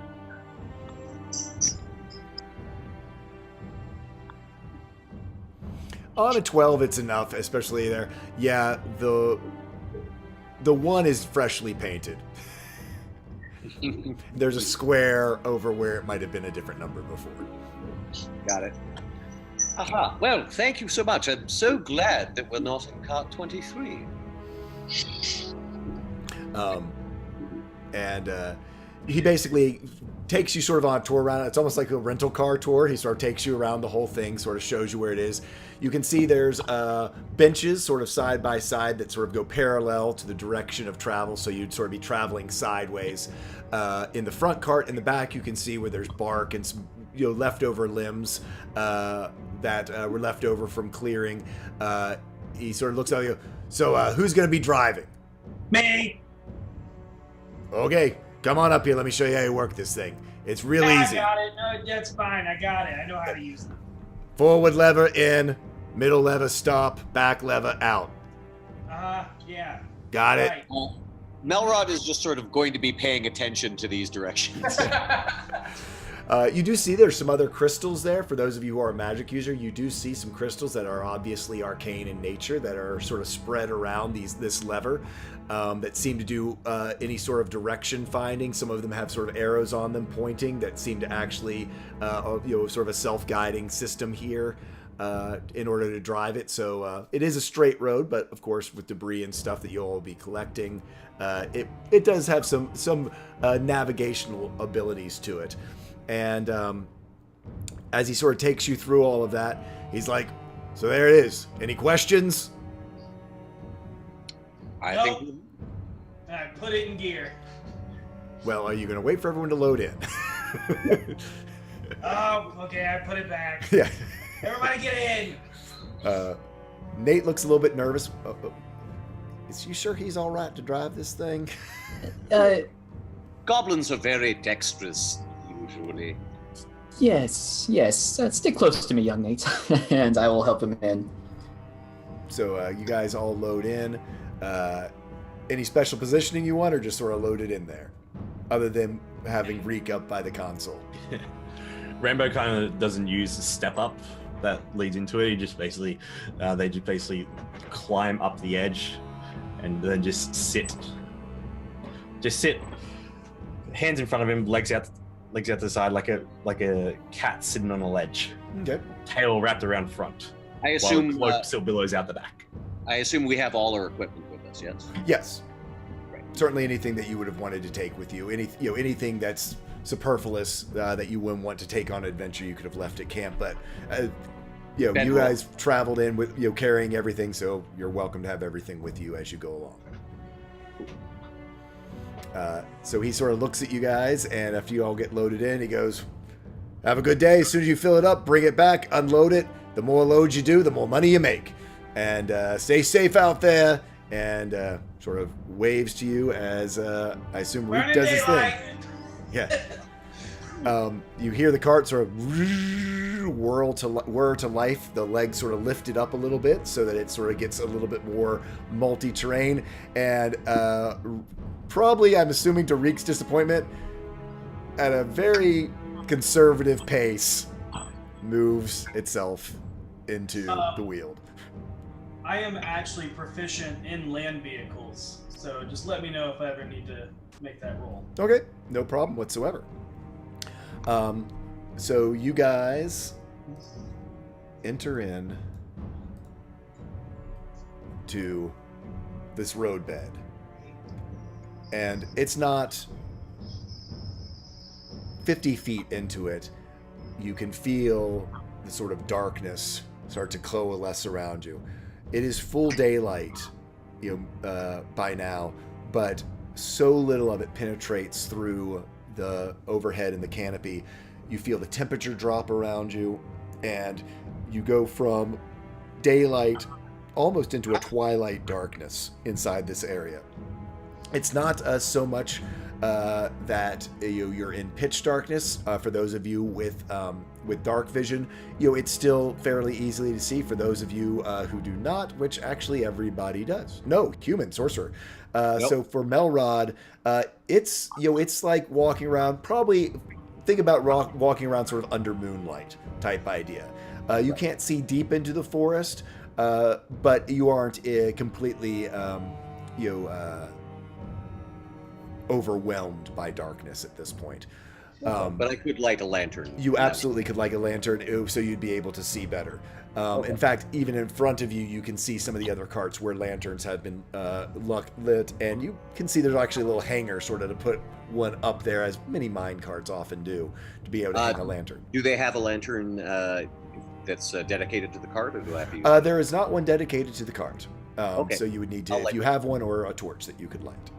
Yeah. Do they have torch sconces? Yeah. Same thing. You could easily put a torch up in that same sort of thing. Kind of ingenious the way that it is a sort of a hook that also could be used to to receive a torch. Sure, I'll use a torch. Okay.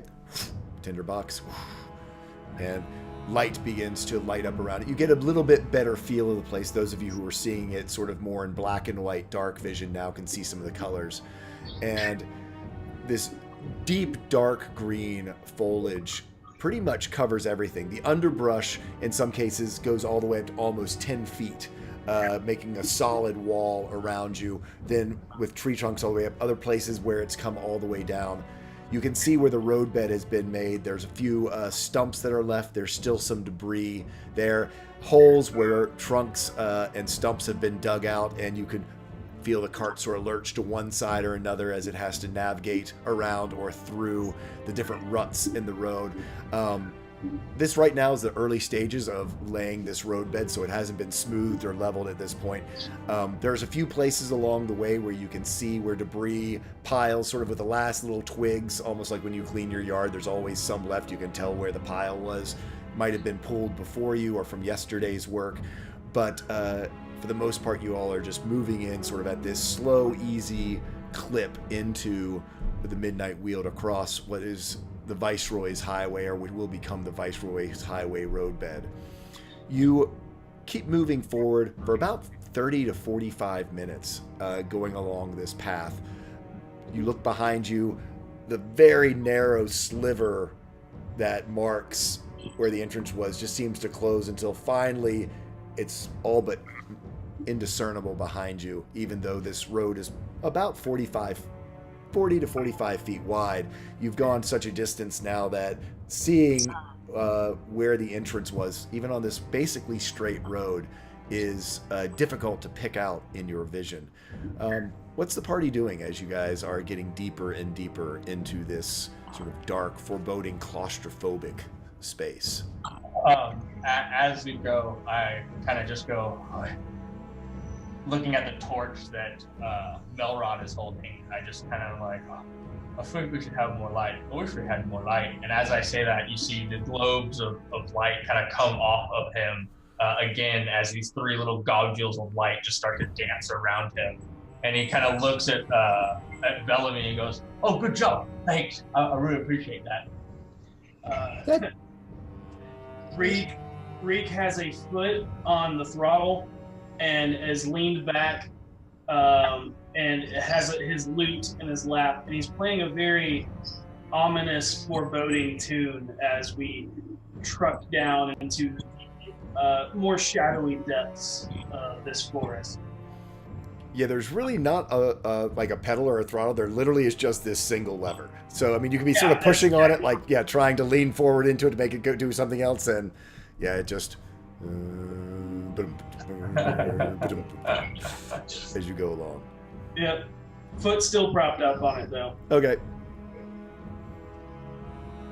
Melrod will. He's got. I'd say he probably didn't bring his lute, but he's got his flute with him, so he just sort of like accompanies the playing as we move along. Bellamy definitely takes a moment to just fully understand what just happened with Calumet, and it's just like, wait, and just trying to puzzle that whole thing out in his head. That maybe the dead rat really has some power. Nate has taken his hat off. He's sort of kneading it in his hands, kind of nervously looking around, kind of balled up into himself a little bit. Maybe squinched into Rain a little bit, hearing that Rain was going to protect him.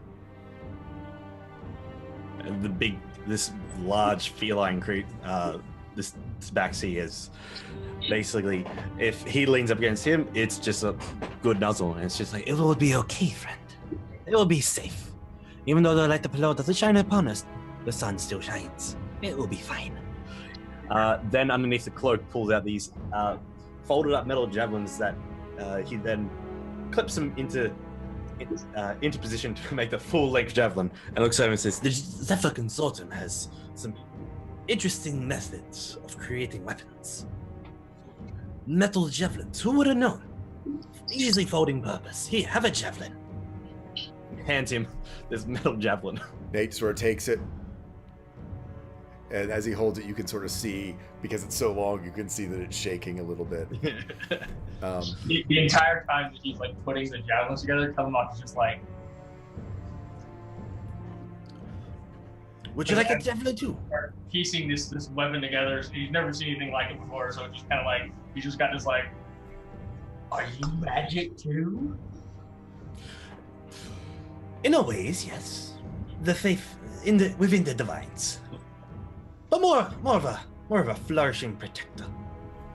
As you guys are speaking, there is a bump and a lurch bigger than any of the ones you've had, and suddenly the cart begins to accelerate quickly and starts going faster and Reek, faster did you do that? and faster.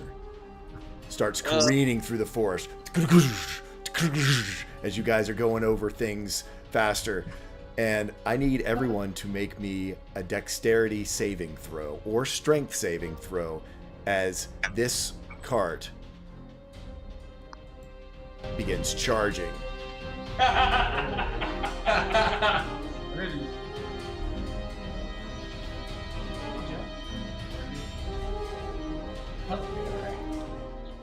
So, everyone except for Reek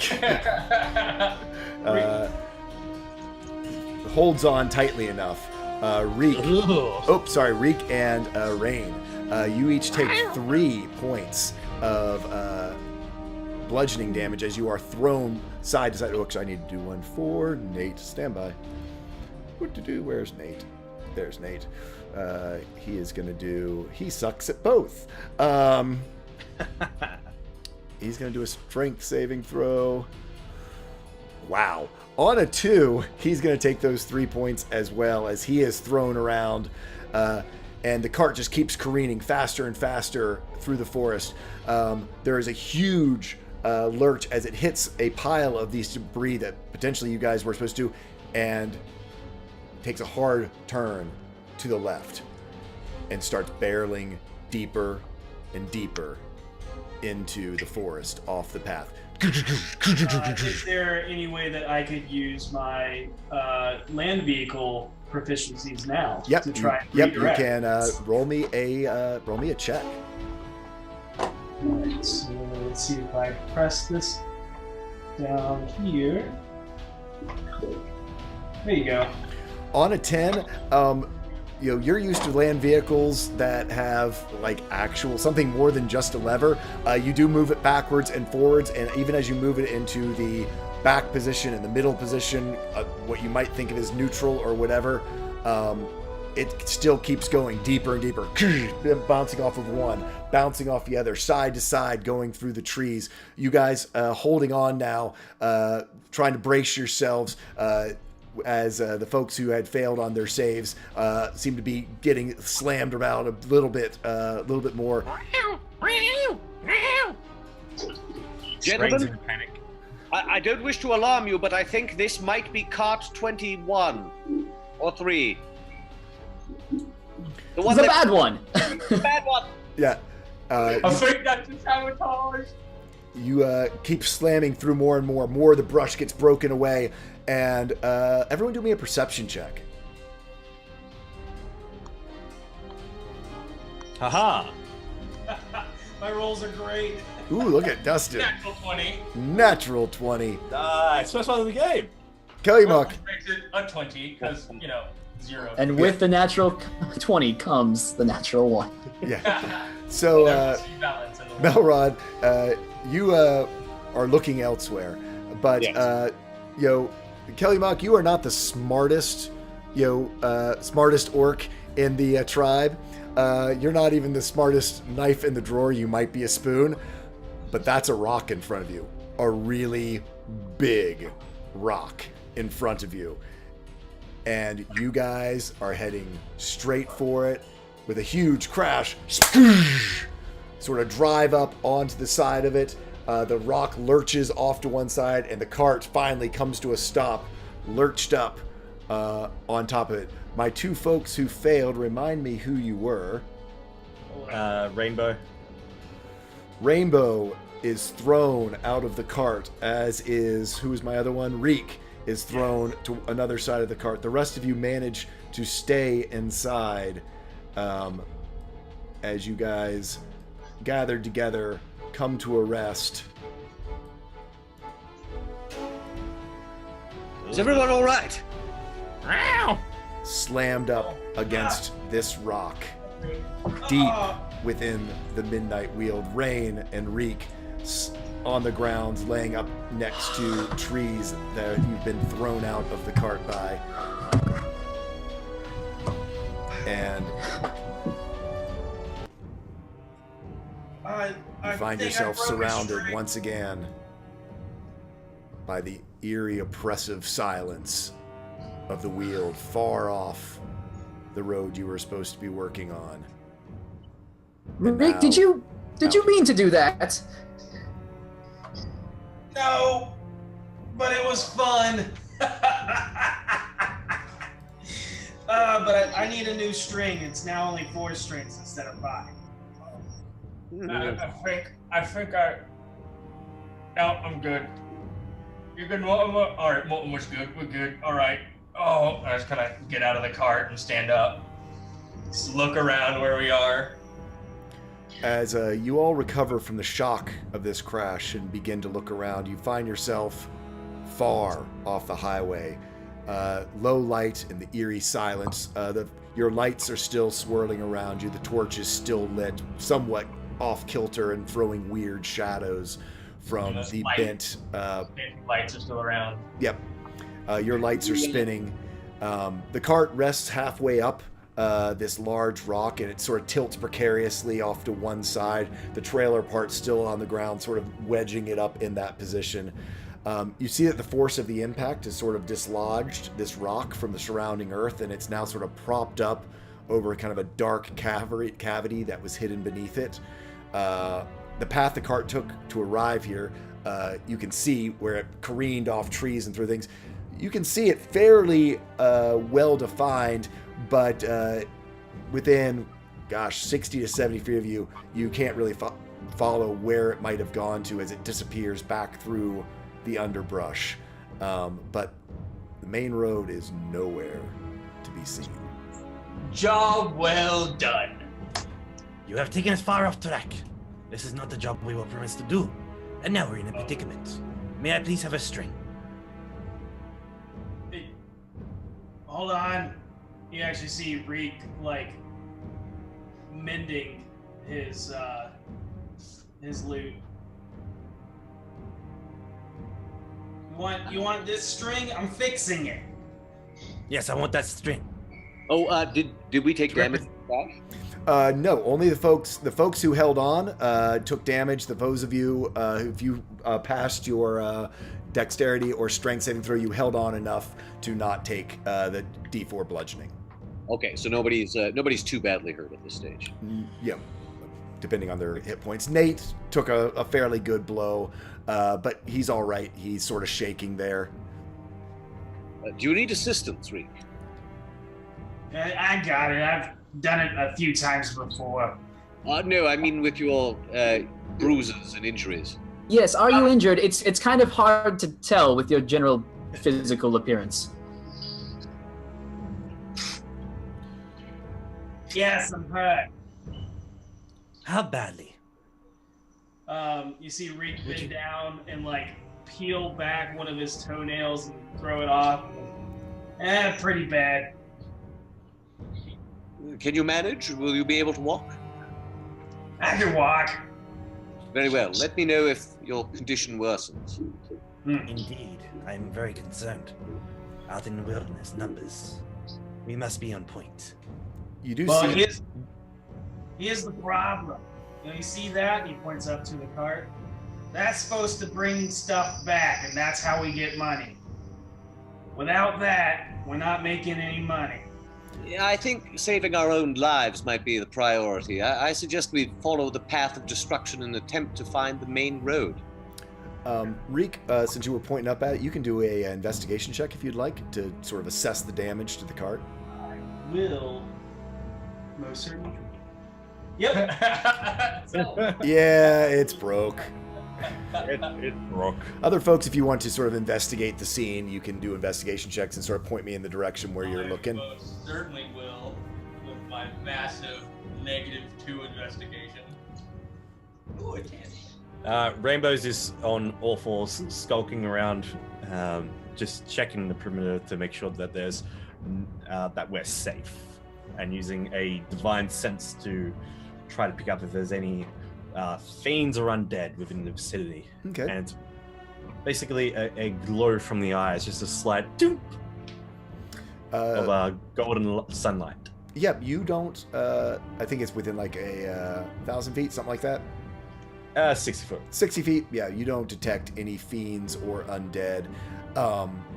Whereabout were you looking, Kelly Mock? I was looking like when he pointed up. I guess I kind of looked right at the cart towards like where it had tipped over, like into the rock. Yeah. Again, with a 10, you don't know a lot, but you know that those wheels probably are still supposed to be round, and where that big chunk that's out of them probably needs to be there. Harry, I think it's broken. And I kind of look at it, missing. I take a look, and I think I got a 5 there. You did. You got a 5. I'm afraid this is beyond me. I'm not mechanically inclined, but it does seem that it's broken. Yeah, maybe I can fix it. We just gotta find the other piece. Rain, you can do, since you said you were sort of doing the perimeter, you can do a perception check for me. See if you hear things other than your divine sense. Ooh. And Okay. Bellamy, yeah, it's broke. Or what were you looking at specifically?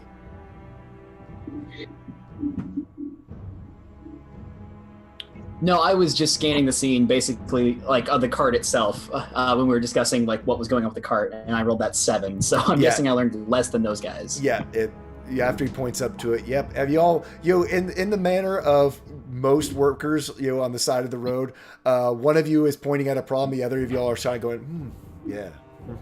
Yeah. Council workers. Yeah, absolutely. On your 19 perception, though, Rain, you hear from that cavern under the rock. It sounds like a faint sort of chittering and clacking sound that seems to be getting louder as you are listening, sort of first pick it up and then start to listen more for it. Like a curious cat, Rain is going to skulk on over towards it. And bit of a... The tail puffs up a little bit. Concerned, but inquisitive. What curious? Let's see if curiosity kills the cat as Rain pokes the head down the hole. Roll me a perception check. As you stick your head down the hole, you don't see anything. It is quite dark. In fact, on full, truly dark down there.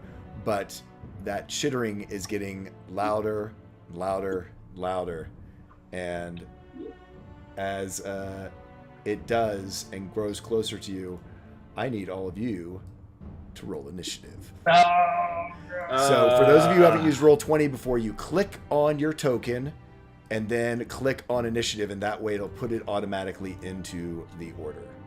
So click on your token.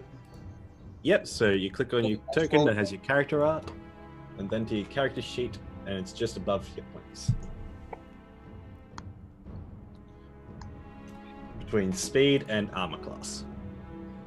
Very nice. Yeah. Yeah.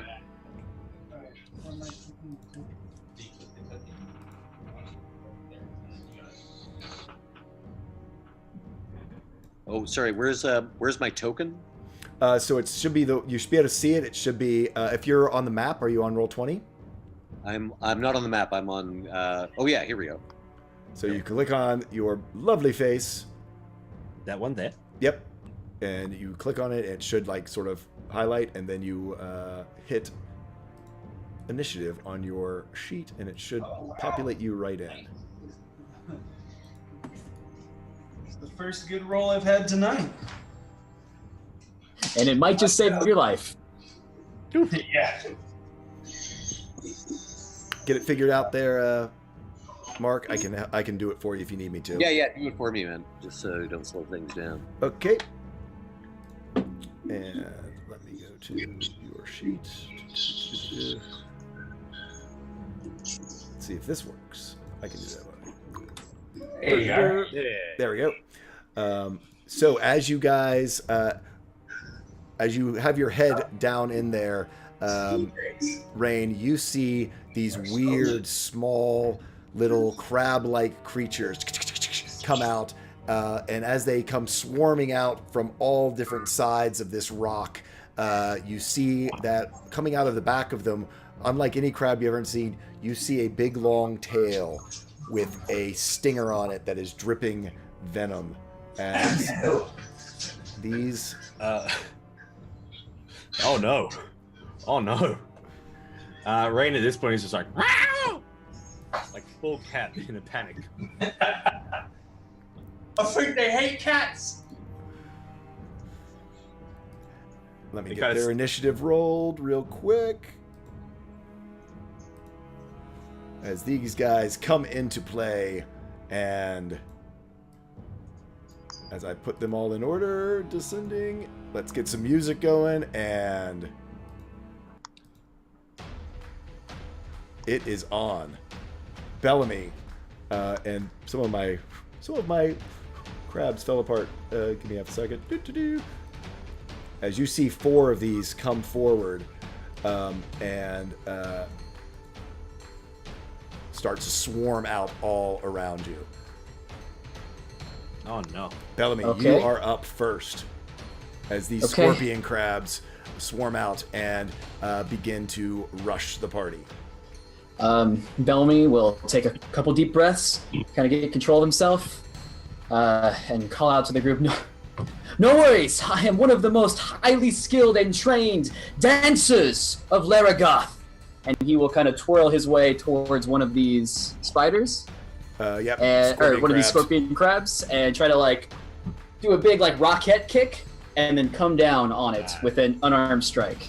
Okay, roll that attack. Let's go, Bellamy. On a For 20. 20. Yep, no, it absolutely hits. As you bring your foot down on top of this, roll me some damage on that. So 7 right onto him. So it's on that red one there? Yeah, the one I'm right next to here. Yep. Yeah, I've color-coded their tails so they're easier to track cool. of. So The red tail. red one then. Yep. And you come down, your foot comes slamming down on top of it. You going to take another attack with your bonus? Yes, because I'm a monk and I can do that. Yes, right? you can. All right, cool. So first time monk. And so big rocket kick and then just a little twirl and then gonna bring the hands up and down and try to slap this thing. Not the tail, Yeah. With a flourish, with a 21, you'll hit again. Oh, wow. That worked out. So Bellamy is just this twirl, this tornado of ribbons and white and red and floral. And he is in his element right now. Sweet. So yeah, as you go rolling through this and dancing your way across this, this one, it seems to be a smaller, younger one, and as you kick it and then sort of come down with it with your twirl and your flourish, you see it and sort of shrivel up like a spider does, and its tail and claws sort of shrivel up into itself, and it seems to be dead at your feet.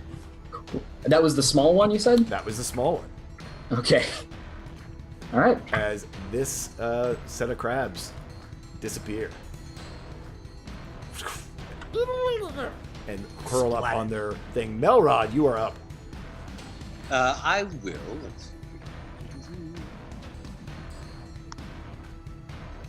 Here I am going to cast Firebolts. Out of 20, you're going to hit as well. Which one are you aiming at?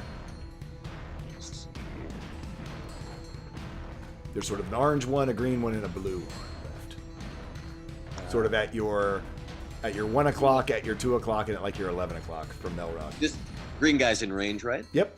Actually, Yeah, yeah, for Firebolt, they're all in range. 120 feet. That'll, I'll shoot at the green guy. Okay, go ahead and roll that damage. You can click on it in chat, and it should bring the damage up for you.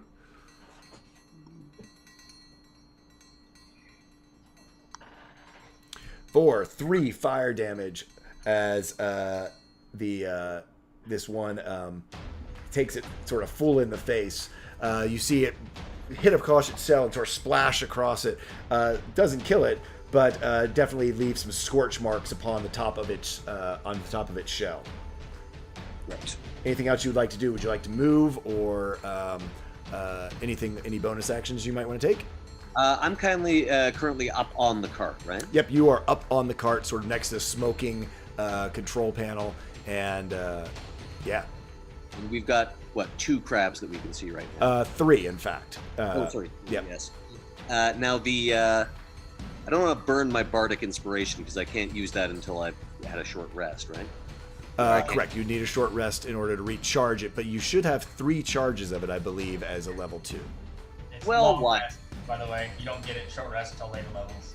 Okay, so long rest. So, but you have 3 charges, correct? I believe. Because last night's sleep. Equal to your charisma modifier. There you go. There you are. So 3. And last night's sleep would have counted as a long rest. Yep, so absolutely. So you have a full charge. Okay. Yeah. I think I'll hold it in reserve for now. Okay. Seem to be doing okay. Reek, you are up next. Okay, I'm going to move back behind this tree over here. And as a goblin, I can bonus action hide. Yep.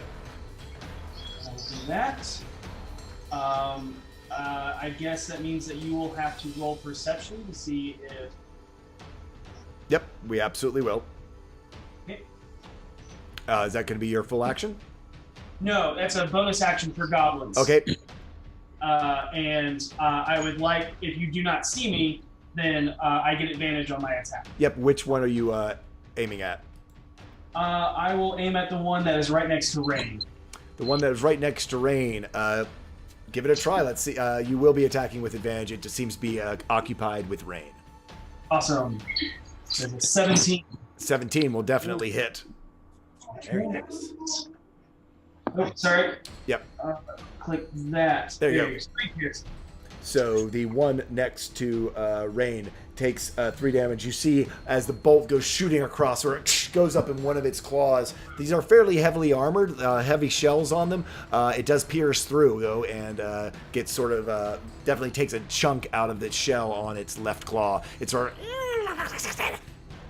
as I shoot it, I yell out, "Your mouth reminds me of a brick's asshole!" And with that, we move to Rain.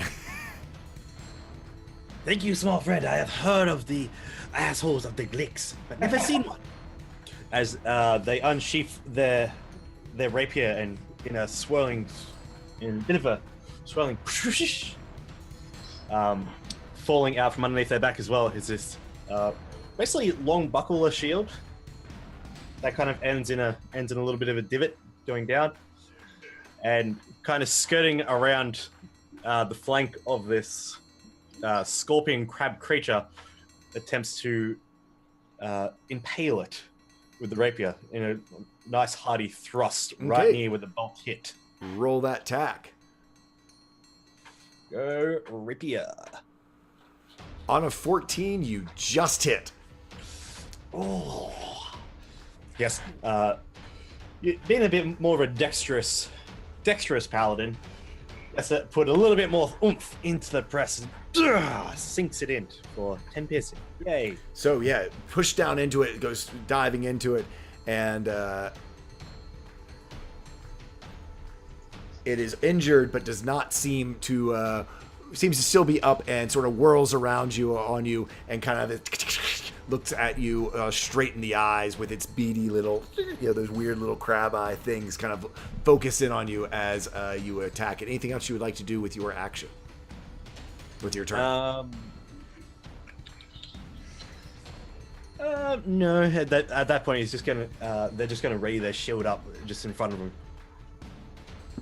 Okay. And have the rapier out to the side, and pull back in a defensive squat. Okay.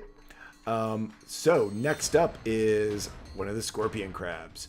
This one sort of eyeballs you, having seen you dance around, making a big flourish of yourself and attack its friend, moves over to you and is going to make you see its stinger reach back and then strike forward, trying to penetrate your armor. Will a 13 hit? 13 bounces straight off the shield. Ding! Bounces off of its shield and off their shield, and it sort of rears back, looking at with its pincers waving in your face, and that will be its turn. Next up, another scorpion crab has its turn. It is going to come running up, and after seeing the firebolt go flashing across, drawing attention to himself, is going to leap up.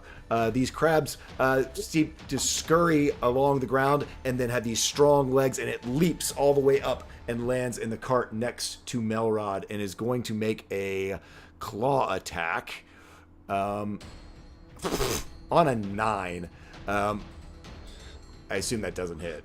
No, that. Yeah, so it sort of misjudges and lands on the edge and sort of is teetering, trying to hold on, and sort of slides to one side so its claw goes wide and is not able to make contact with you. With that, it is Kellymock's turn. All right, so with this one right here, leaning or kind of jumping onto the cart, Tillamook will kind of and just kind of like go to push him off the cart. In doing so, there's a spark of energy, and he unknowingly casts Shocking Grasp. Okay. Trying to push it off the cart. So Shocking Grasp, I believe, is a touch attack, correct? It is. I'm going to right now. Whoa! On a nat 20. Hey, all right. So we'll do damage on that. So 14 lightning damage. Damn. So Yeah. let me do a thing. You see this crab in front of you. You reach out and you touch it, and you see lightning go lancing across it you see one of its eyes sort of fry and sort of boil and pop, and it's sort of like when you boil seafood, how like they start to bubble out of their mouth, but it still screeches at you, and its claws are still moving there next to it. It is very hurt, but it is not dead. Okay. And then they'll just kind of be like, oh, thanks for that, Mortimer. Well, it's not dead yet. And last up, if that's the end of your turn, this one exactly next to Rain is going to rears back its stinger, trying to make an attack against Rain, as well as the orange one. On a 20, does that hit?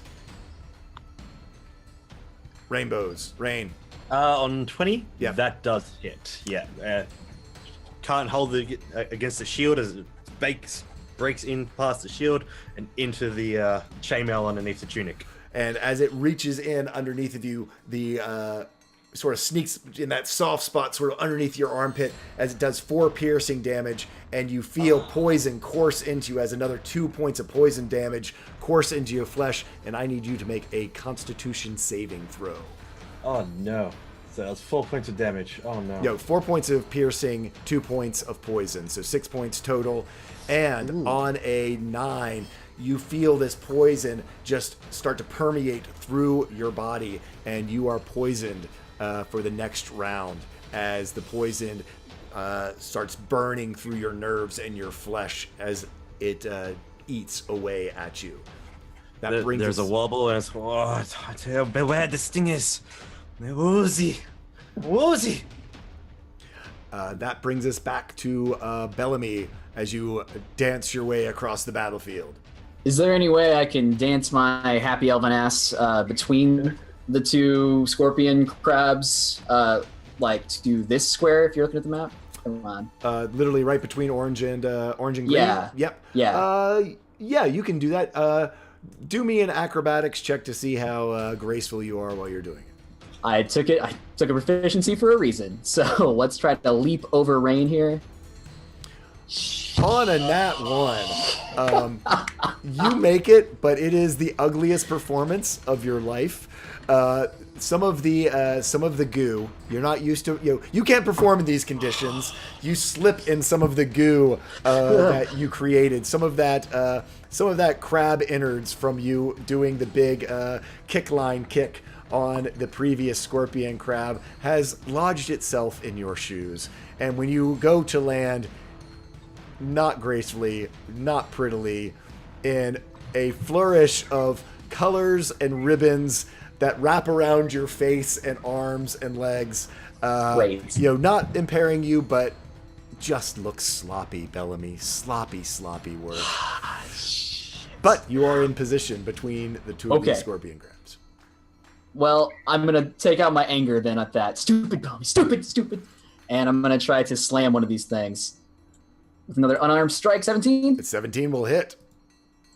For 6 damage, and I was going for this one here. The orange one?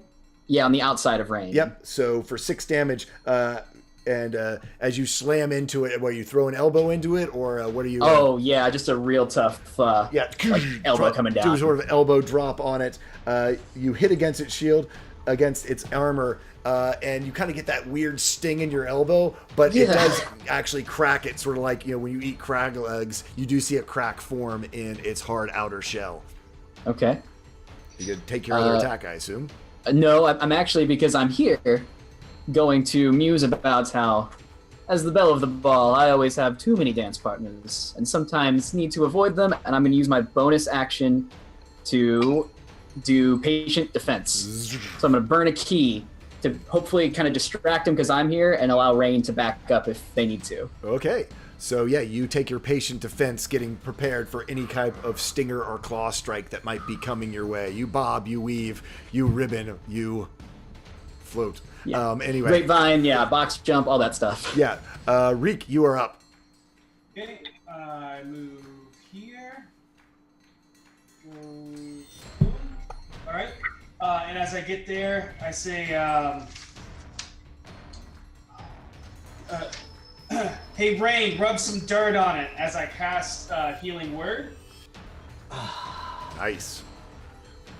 Dirt always feels good. And then with that same string of words, I say, because I've fought more dangerous clumps wielding dandelions, and I need you to make a wisdom saving throw as I cast Vicious Mockery. On, cool. Wisdom. Yeah, this is going to be interesting. Ooh, a 15. You pass. So, is it 0 damage? Correct. Yep. Crab doesn't seem to be too concerned with being mocked so viciously, and kind of one of its eyes sort of does a and kind of gives you a shady side eye. Is that everything for your turn? That is, that's me. Cool. Be sure to mark down that 3 healing, Rain. I am so about that. Melrod, you are up. You have a scorpion crab right in your face. Now, this is the same scorpion crab that was just hit with shocking grasp. Yes, right? it was, so it cannot take reactions, which means it can't do opportunity attacks. Cool. I am going to cast Firebolt right in its face. Ooh, nice.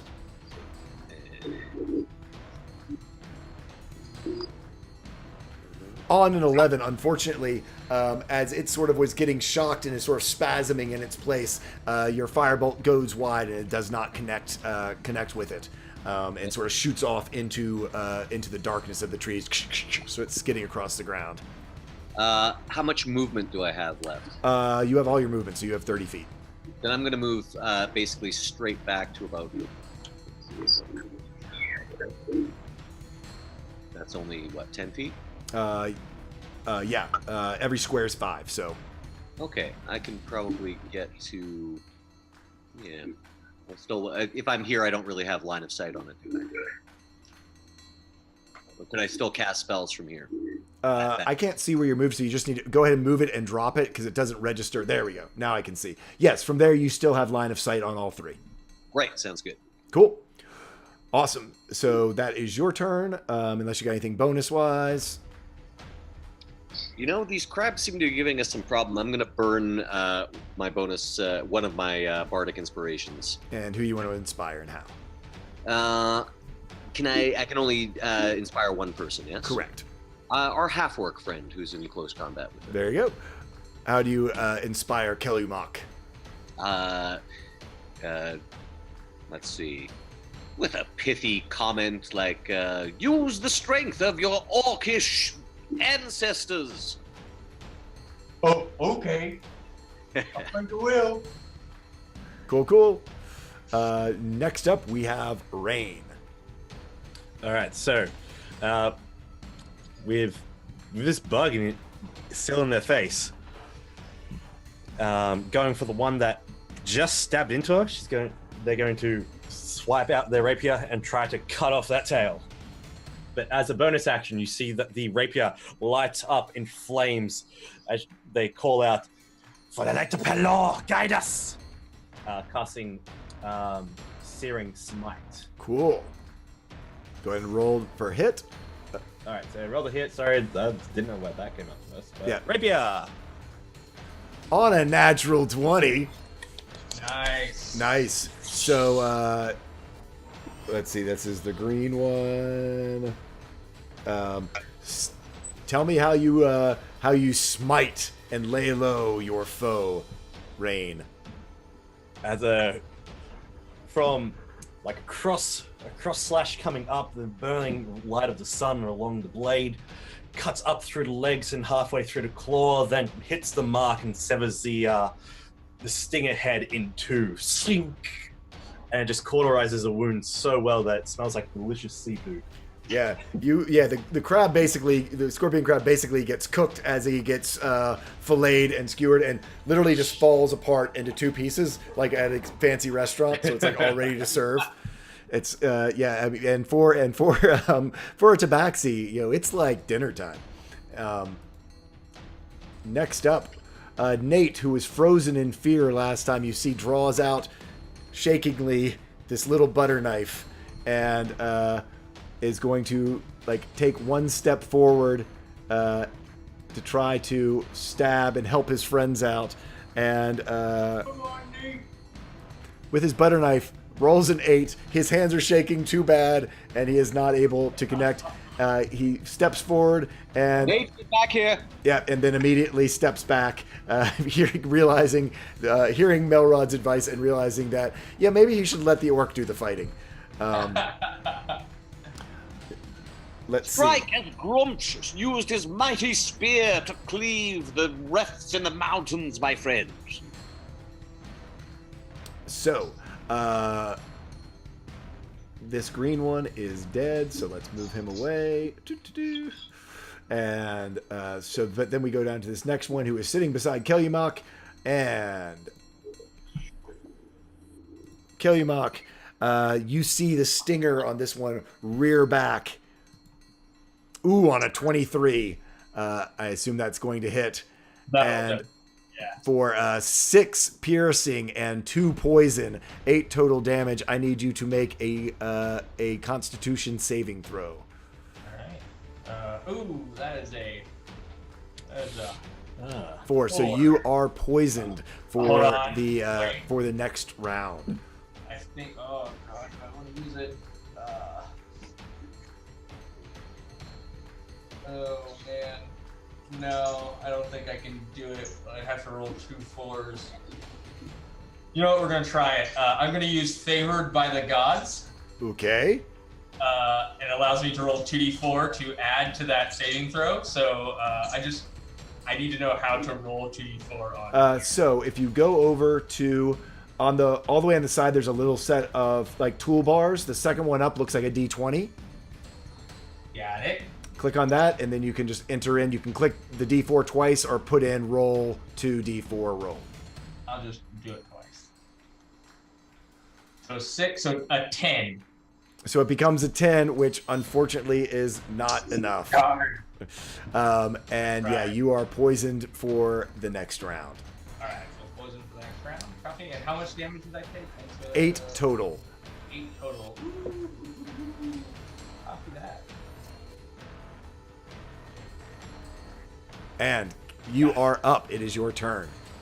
All right. So getting stung and feeling this poison surge through his veins, he is going to, being surrounded, he just kind of like pulls in and just kind of like coughs up and like kind of goes to a knee. And as he does, a bright flash of radiant energy shoots out from him, and I need a Constitution saving throw from that. Okay. Scorpion. 13. Just barely got it. Yeah. Oh man. So this all but dead scorpion crab sort of has pulled itself into its shell a little bit in sort of a guarded position. Is that a no damage or a half damage on that? No, it's no damage. And no damage. So this is still alive, sort of as it's curled up and protected itself against your attack. And my bardic inspiration doesn't have any effect on. Oh god, I could have used that. Oh, man. Well, save it for next one. No, I totally forgot I was inspired. Where's that down? Okay. Next up is this last one up here. Let's see. Rain killed the other one. This one danced up in here. I'm going to roll a D2 to see what I want to do. I'll roll a D2. See who's going to get it. On a 1, that is Bellamy. So Bellamy, it is going to it rears its stinger back and is going to try to sting you with its stinger on an 18. Is that a disadvantage though, because of dodge? Oh, that's right. That's a 15 with a disadvantage. 1 sec. That doesn't hit. So, with your patient defense, you see the stinger coming, sort of grab it and deflect it over to the side as it goes harmlessly over your shoulder. Nice. Which brings us back to the top of the round, which is Bellamy. I'm gonna strike him right back. Hopefully.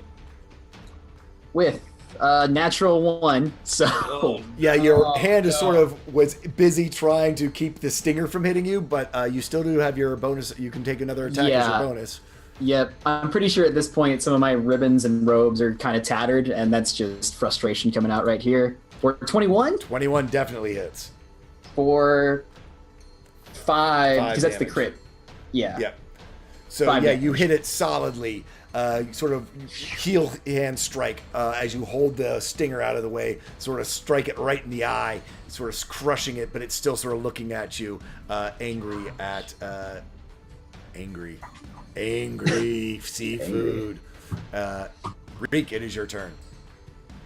Okay, seeing that a giant stinger is now pulling itself out of my friend, I will aim. I will move. Let's see. To here. Okay. To hide.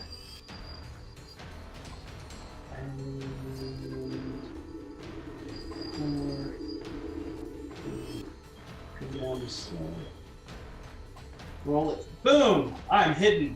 There we go. You had an advantage on this next attack. Yep. Boom. So that is a 15 to On a hit. 15, it will hit. Damn. 6 points of piercing damage. This one that was just in defensive position, barely hanging on to life. Tell me how you kill it. Awesome. So it pulls back its stinger, and it looks like it's rearing back to hit Kalamak again. And I just steady my aim on a part of the tree, and as it chitters and opens its mouth as if to try to devour Kalamak, I say, "Go deep throat a cactus," and it fires straight through its mouth into, and I can hear it choke and die as it gargles its last dying breaths on my bolt. Yeah, it kind of curls up in a ball, kind of how spiders do. Its legs curl up underneath of it. It sort of falls over to one side. There is only one left. Melrod, it is your turn. Really well. Can I draw a bead on that one? Yeah, absolutely. From where you are, you've got a fairly clean shot. Sure. Okay. Let's maybe we'll mix it up with a ray of frost, perhaps. Ooh, cool. And that's within range as well. Yeah, absolutely. Ray of frost. 20 definitely is going to hit. Roll that damage.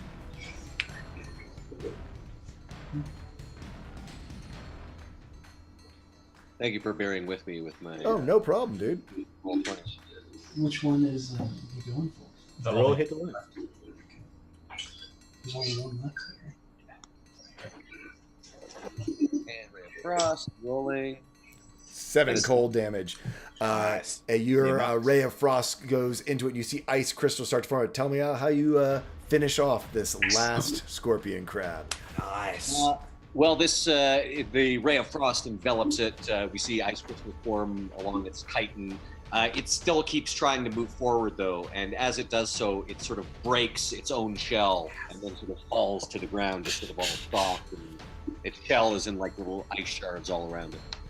And it's kind of squirming, of course. Yeah, kind of squirming. And for our friend Rain, you have a hot and cold seafood platter, one on either side of you, as our combat comes to an end, and the forest grows quiet once again. How is our half-orc friend doing? He's like down on a knee. I think I'm all right. I don't feel so good. Yeah, you'll be fine. Here you go. Eat this. And I just shove this stuff that looks terribly nasty. It looks like maybe grub, rotted, vegetables and stuff like that, as I cast Cure Wounds on him. Oh, nice. Oh, Yeah. great. That's awesome. Oof. Raina impales the I feel crab better a claw little bit. and just begins to start chewing. Just, you do not want to eat them. And then comes on over as they sheath their rapier, and you see them put a claw on their chest, and it glows in a bit of light as I pump 4 points of lay on hands into myself, and then come on over to our half-orc and say, "Do you need more healing? Are you okay?" as I like pull the remaining of the stinger out from my ribs. Just Let's cover that up. I think that hurt, and he just starts like poking it. No, let me poke it as Rain puts their claw. So really, Literally puts their claw in the wound and then slowly pulls it out as it heals it up. Yes, that there. Pokes the hole, and then I'm going to put the last remaining 6 points of lay on hands into you. nice. Right to full. Excellent. Is anyone else injured? Uh, A couple of scratches, but I am fine. My ego is in tatters. Yes, I saw. I am sorry. Very sorry. So I will persevere. I reach down and like grab the claw of one of these like crab-like creatures and just rip it off, and then like because I had like fried it with the lightning, and just pull it open and just start like chewing and eating the crab claws. I did warn you, but you do not. What? It's a fine. It's fine. Based on your locations, Bellamy and Rain, y'all can make me an investigation check. Ooh, I'm bad at this. Very bad. I am. Reek is going to try and pull some of this poison out from the stinger to coat some of his bolts with. Okay. You can do me a survival check to see if you can get some of that. So you're heading over sort of by the rock, then you can do me an investigation check as well. I'll go see what they do. Yeah, I'll join Yeah, everybody. anyone, if you guys want to look around and sort of loot the bodies, on a 20, I will give you, you can get enough to coat 2 bolts, and they will give you 1d4, an extra 1d4 poison damage. Awesome. Nice. All right, here we go. I'm gonna investigate. Ooh, 16. On a 16, Melrod, you were going to investigate as well? I will. Yes, I will investigate. That's off a -2 as well. That's so good.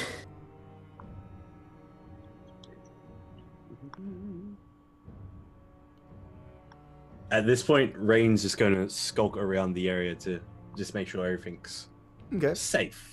As I will be right back. So almost at the same time, Kellumac, ooh, shiny, and Melrod see something glinting underneath the rock.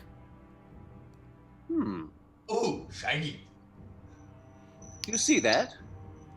And I'll go to like pull it out. as you pull it out, you actually end up pulling out the sort of your orcish strength of sort of half-eaten skeleton of what looks like a worker. You do see what was glinting, a pouch of 15 silver, a dagger, and in the other hand, who do we got here who would have seen these before? Actually, probably Melrod, you immediately recognize it.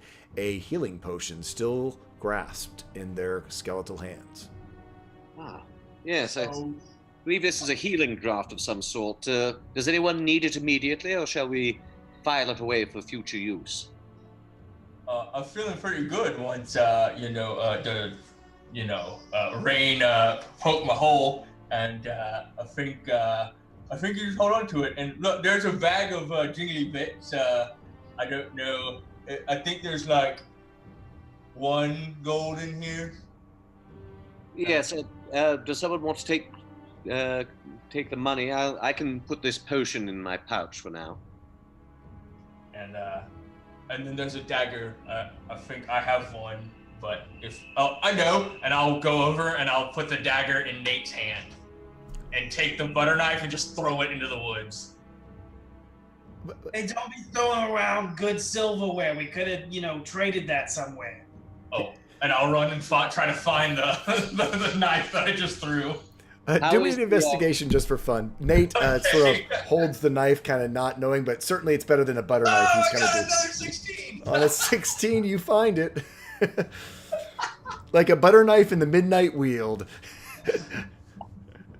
I found it, Rick. All right, get your butt back here. I'll just sort of, while he's holding it, take a look at the workmanship on the dagger. Oh, what do I know about daggers? Nothing. It's pointy. It's point. I mean, it's serviceable. I mean, it's certainly better than a butter knife. Okay. Yep, on the thumbs up, thumb down compared to a butter knife, it's pretty good. So, you're out of immediate harm.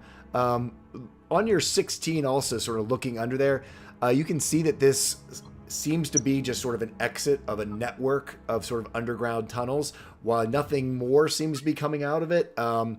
It probably is attached to a larger nest of these things. So y'all's call on whether you want to try to stay here with the cart until someone finds you or try to find your way out. Is there some rubble that could be used to block the hole? Larger... With all of you all working together, you could probably push the cart off and it would make the stone fall back sort of down in place, covering up the hole. Perhaps that's something we'd like to try? Yeah, we can do one of my favorite things, which is an additive ability check. So I need all 5 of you who are going to be helping out to make me a strength check, and it needs to add up to the DC to move this rock as a group. Okay. Right. As Melrod instructs, I'm just like, right here is where you want me to push? Do I push right here? Yes. Question, because I've got not a terribly high strength, if I use Mage Hand, could I do it without a penalty? Sure. Sure, so I'll be using my Mage Hand to do the same thing. Will I still roll a strength check and we'll just know You can do an Arcana check. Sorry? An Arcana check. I'll let you do Arcana. Sure. I got an 8, but I'm going to use my Bardic Inspiration because my inspiration was to use my Orca's Strength. Oh, cool. And right. So I'm going to roll that D8. Is it D8 or D6? D6 at this level, yeah. 1, so that's a 9. Okay, so it was not meant to be, fellers. It was not meant to be. An 8, a 6, yeah, a 9, and a 9, and I'm going to go ahead and roll for Kyle as he's run for a bio real quick. On a strength check. Oh, that was a strength save, sorry. I'll just take what the roll was, though, which it's the same because he's not the same. So a 14. So 14 plus 2 9s is an 8, 6 and an 8. You guys rock it a little bit, but it just doesn't fall back into place. It covers up a little bit. It's better than it was, but it is not completely sealed. Gentlemen, let's try that again, shall we? Once more with feeling? So, if you want to use the extra time, I won't make you do another check, but you spending about 5 minutes on it, you're able to sort of wobble and sort of, it's like moving a couch into a third floor apartment as you guys go back and forth. No, to the left, to the right, push up, put down, and thump, finally it does sort of fall down into place, blocking off the entrance. Now, the question is, do we attempt to backtrack on the path of destruction or stay here with the cart? I think we need to go back and get a new car. Very well. I'm not sure if anyone's going to be coming looking for us immediately. We may have to take matters into account. That's where I'm at with this. I feel like if we follow the felled trees, that's our best bet in order to get back onto the road. It could be hours before they even realize there's an issue. Yeah. I think we do whatever y'all want to do. That's good thinking, Kellerman. That's what I'm here for. I'm the best thinker. Keep telling yourself that. What does Mortimer think about all this, Kellymac? Let's see. Mortimer, what do you think we should do? I don't think that's a good idea. Mortimer thinks we should go down in the hole and clear out all the crab things. We're going to do the opposite of that.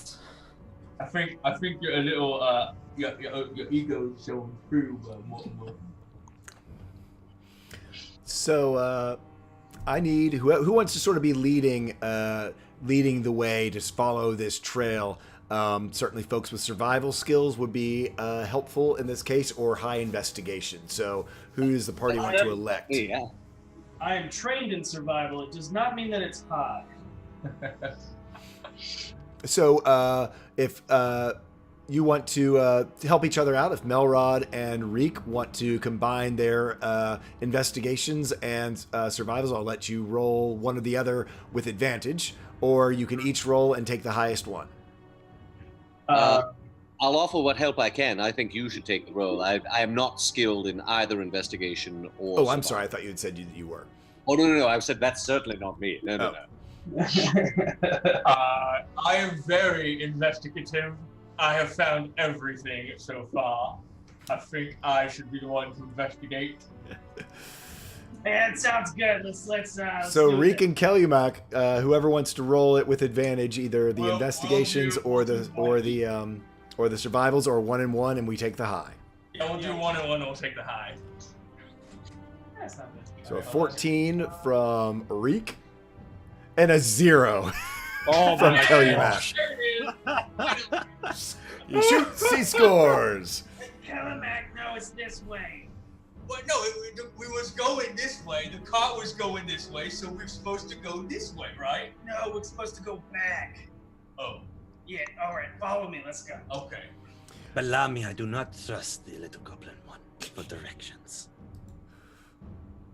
So, It's unfortunate. you guys start backtracking along the way, and you can follow the trail fairly easily. There's certainly some hazards, but you guys move along and find yourself coming along where there's been a few little trails here that are being used, possibly by some of the scouts, and find yourself moving through. I need to get perception checks from everybody as you guys move forward. At the same time, I would like to try to be stealthy in my movement. If you'd like to be stealthing, you are welcome to, and you can sort of put yourself in sort of any kind of marching order. We know that Kellymac and Reek are sort of here at the front. Nate is going to be sticking next to his buddy Melrod, and Bellamy, where would you like to be? I don't see your tokens. All the way up at the top. This should center you on that. Oh, there it is. I got it. Thank you. Bellamy's, I think, like towards the middle back. I think he is looking around and trying to assist, but he's also trying to do something with these tatters, make them just presentable in some fashion, just in case someone of great import comes along. Oh, you're front. Oh, you're Yeah. There. Skulking on all fours, distant rain, they are moving as quietly as they can along the underbrush Okay. of the Midnight Weald, trying to blend in as best as they can. Yeah, you. There's plenty of underbrush here. It is pretty easy to do so, and even because are you in medium or have a heavy armor as a paladin? I'm in medium. Okay, so if you don't have a either way, with your advantage or even if you had disadvantage, you're still fine with a 25. Yeah, you find yourself sneaking very easily. So our good buddy Reek, you hear sort of the snapping of twigs and the crunching of detritus underfoot, sort of indicative of something approaching the party. From the trees, you see the silhouette of a tall humanoid figure begin to take shape. As it approaches sort of the path that you are taking that's broken through this area and is revealed, you see a statuesque tiefling woman wearing a well-tailored uniform as she emerges from this dusk light of the Midnight Weald. She is striking figure, charcoal gray skin, very strong, defined facial features. From her forehead, she has two large red horns that, unlike most of the tieflings that you might have encountered before, almost make a perfect crescent sort of above the front of her forehead. Nestled between her horns is golden blonde hair that is tightly braided sort of in a French braid and then comes down over her right shoulder, and shining pale yellow eyes look at the party questioningly as she emerges and goes, "What the bloody hell are you doing off the highway?" A bit of a mishap with the car. Number 21, or was it 23? I'm not quite sure, but we're very glad to see you. Yeah. With your There was a rock that came out of nowhere. It jumped up and bit us. Oh, you can't be serious. There was an issue with the acceleration. It seemed to be out of control, really. You are? Nozdrina Nikal. You may call me Drina. On a closer look, you see that she has very much, it's a uniform that she is wearing. Sort of gives her sort of an air of confidence and authority. She has an indigo jacket, which is worn over sort of a crisp, high-collared white shirt. It's all well kept and very much tailored to her form. She has a double row of gunmetal gray buttons that run down the front, a wide belt around her waist. There's small epaulets of gray that adorn her shoulders, accentuated by piping, and sort of dusty lavender pants that go into sort of tall, black, almost knee-high boots. She sort of looks at you almost chastisingly, and, well, we have to get you back to the road. We don't have time for this on my schedule, so I can't put up with your folly for very long, but come along, let's get you back. What are you doing off the highway? I am one of the warlocks.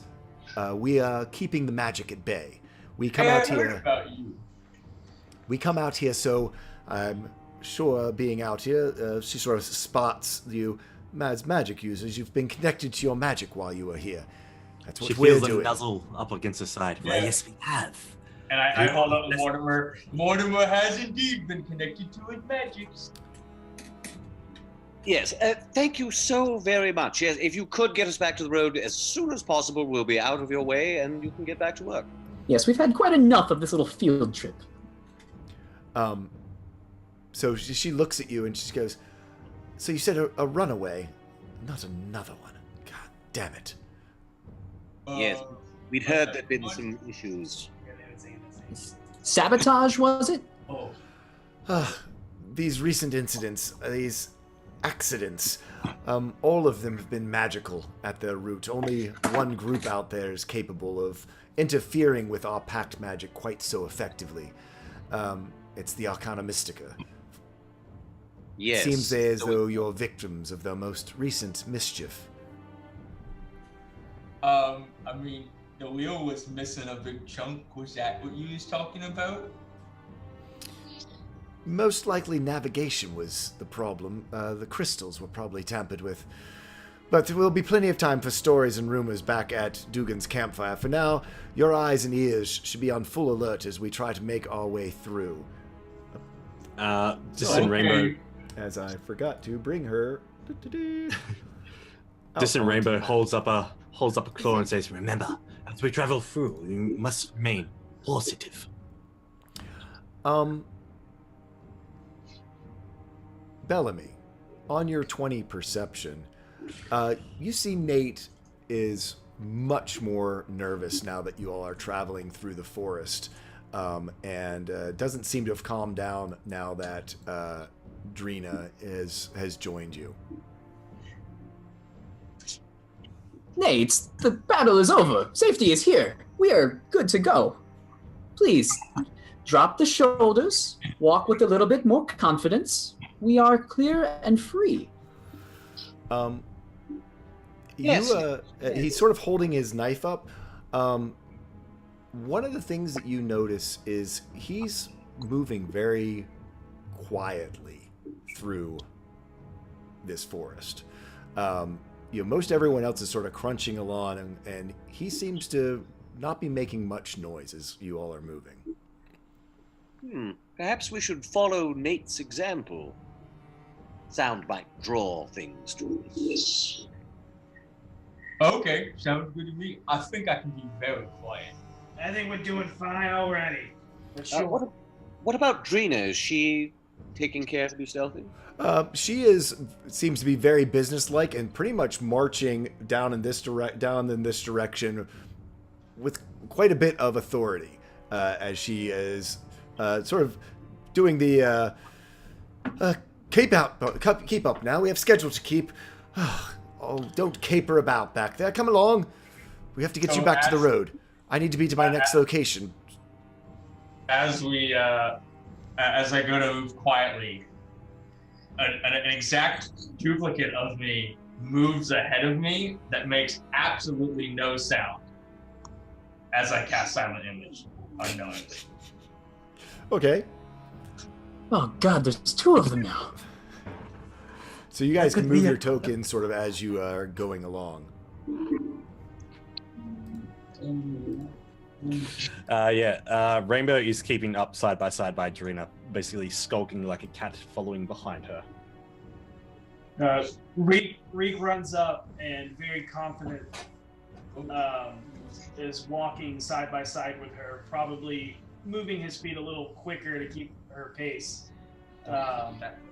But he goes, so, where are you from? I haven't really seen many like you before. And she goes, I'm from Darixis.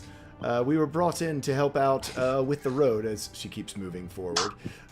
Again, down to the northwest. Leading on. She sort of looks back at you. You know, we're walking. Come along. We're walking.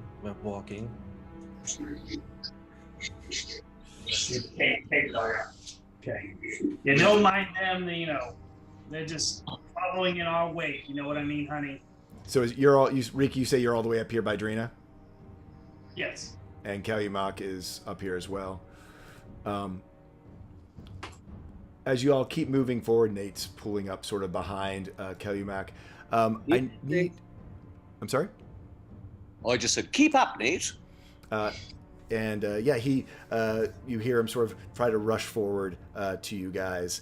I need everyone to make a perception check.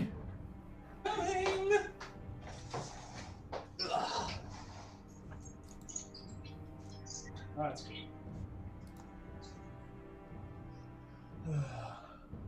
Tian.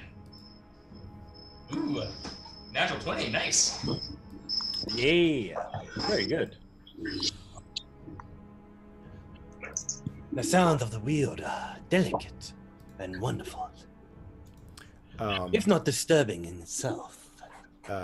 From over your shoulder, Melrod, you see the unmistakable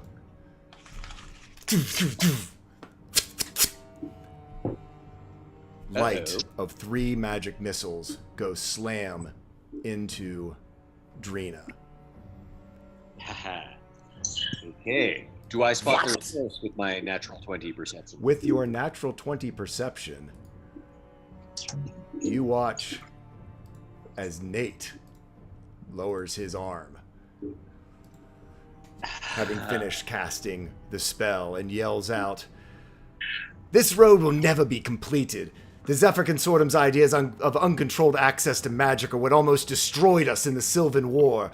The Arcana Mystica's rules are necessary for all of us and our safety and to keep the magical order. Why would you lend your Warlock pact magic to this careless course of action? I need all of y'all to roll initiative as Nate attacks." Damn it, Nate. You just had to go and give him a real knife. Yep. It happens. Remember to click your token and then click initiative. That's way better than last time. Right, click token, and then do that. Yeah.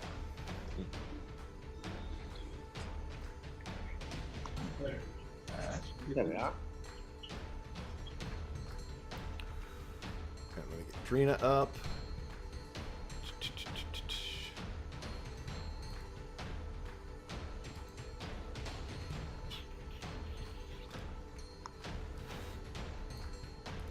So, let me get you all in order.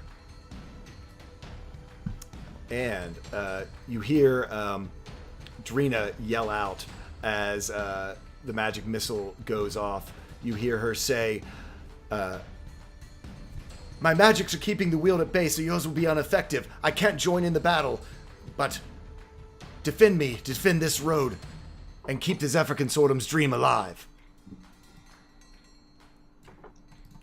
Very well. Do we work for the side that's pain, or do we attack? Nate yells back and goes, "What they're doing is dangerous.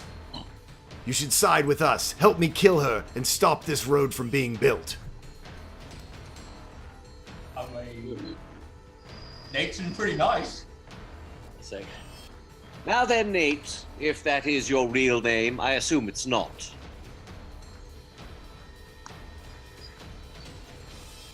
Oh, come on, you've been so nice to me. He smiles back at you. I'll actually attempt a persuasion roll. Okay. There's no need for bloodshed here. We can all walk out of these woods together. Perhaps diplomacy might succeed where subterfuge and attempted murder have failed. There's no need for anyone to die today. Go ahead and roll that persuasion. Get back my sheet. The Weald may shade you, but Palor shines down and sees this state. On a 25, he hears your words and looks back at you and goes, and he drops back into his southern accent. Now, y'all can just walk away. Y'all don't have to die. But my mission is to take her out and as many more as I can. Y'all just walk out. Y'all can walk out of here. Otherwise, I'm taking you all down with me. Well, see, now we're talking, and that's good. Perhaps you could explain your position. We don't necessarily want to leave an innocent woman to her death. Maybe you could explain to us why you're doing this. She's not innocent. None of them are. Right here, what they're doing right now, they're putting magic into every person's hands. That's how we had our last war. That's how the world was almost destroyed. Zephyr Consortium, yeah, it starts off with boiling stone and your little magical way to toast your bread. Next thing you know, everyone's walking around with wands. Then you've got whole parts of the continent completely rolled. The Sylvan Expanse. Just go look down there at the desolation. It's been 2,000 years since that war happened. We got to nip this in the bud right here, right now. All right, now listen here, you vapid, fetid glob of dog vomit. Reek! Thunderous, wet, protracted fart smeared in the minds of all that see you. The only reason we're out and not slaves right now is because of magic. Let's prove what did save us. And I'm gonna cast Charm Person. Okay. Oh, nope, I can't do it. All right. You must understand that goblins have a different way of negotiating and engaging in diplomacy. There's no reason for those insults to take us off track. We were getting along very well. It's also Your main problem seems to be the spread of magic, yes? But surely it's like any other tool. We just want to make sure it stays controlled is in the proper hand.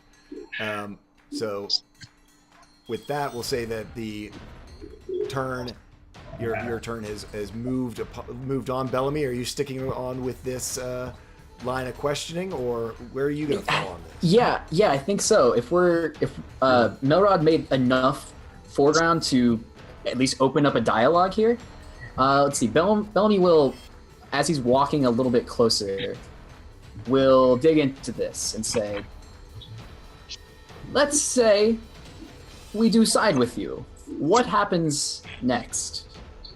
What happens to us?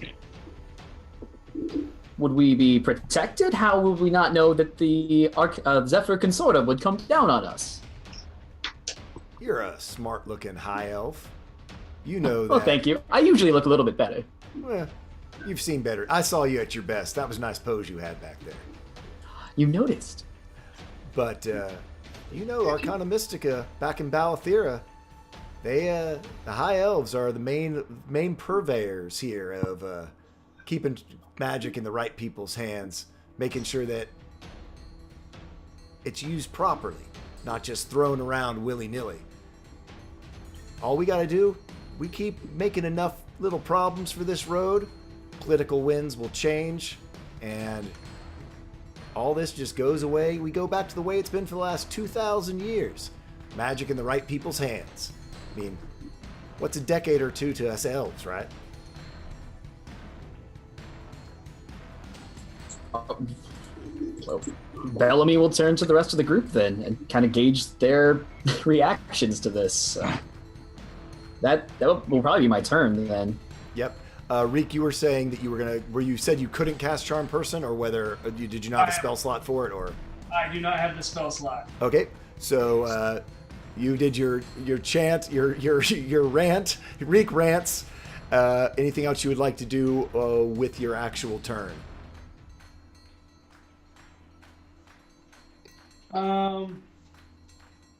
I will pull rapier and dagger in defense. Okay. But not take any, aggressive action towards him. Just more so like with my words of magic is why I'm not a slave anymore. I draw my blades. Okay, so taking the dodge action. Yep. Okay. Rain, how about you?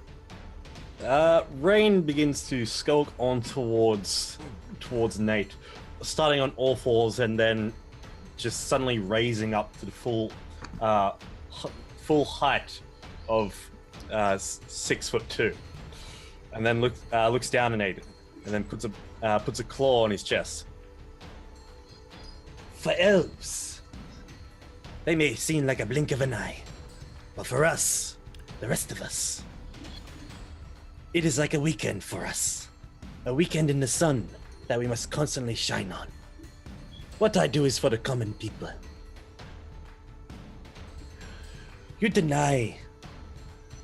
Your ideas deny the common folk access to these wonders. Is that true? We just want to keep it in the right hands, fella. And he's not gonna let you come all the way up within touch distance. By the way, I mean he'll make sure that he knows better than to let a paladin touch him. No hole poking for him. Yeah. So. But you intend to kill this woman in cold blood, and that I cannot allow. He kind of smiles at you and goes, "You have your job to do. I got my job to do. Anything else you're gonna do?" Then may the light of Pelor shine down upon you. As I'd like to stab him. So yep, I'll let you. Actually, I'd like not to stab him. I'd like to try this. Is he wielding a dagger or something? Not yet. He had cast a spell. Okay, all right. Then I would like to pull out my rapier and just point it towards the chest.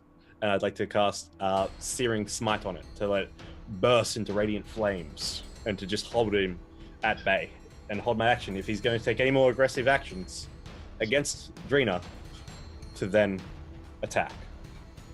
Okay. So just be right up in his face, holding the sword right out at him. Within striking distance.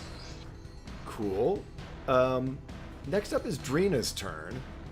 Not quite sure how this is going to go. She's going to take a few steps back from all of you, and you can see she's still concentrating on holding the Weald at bay.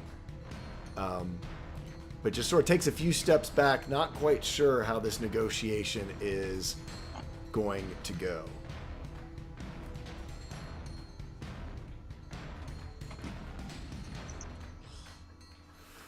And with that, it is Nathaniel's turn.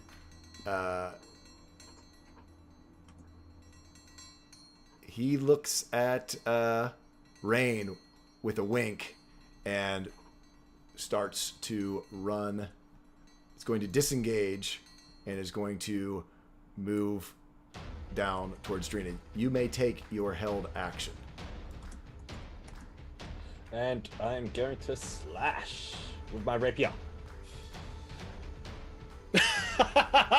On a nat 1, yeah, he just dodges underneath of your blade and comes down here, and he is going to take he's going to shoot another magic missile at Drina for 14 damage. Ooh. In her state of concentrating, I'm sorry, I messed that up. in her state of concentrating on this, you see basically she's taken these 2 sets of magic missiles straight into her, and she's not looking great. Y'all can walk right on out of here. Just let me do my job. Nice pretty talk you got there, but you're just not seeing the bigger picture. Seems as though Rain's threatening things kind of got him back into his mindset of what his job was to do. Yes, perhaps we could avoid the sword play until we finish speaking next time, gentlemen, but... Oh, no, wait, it's not me yet.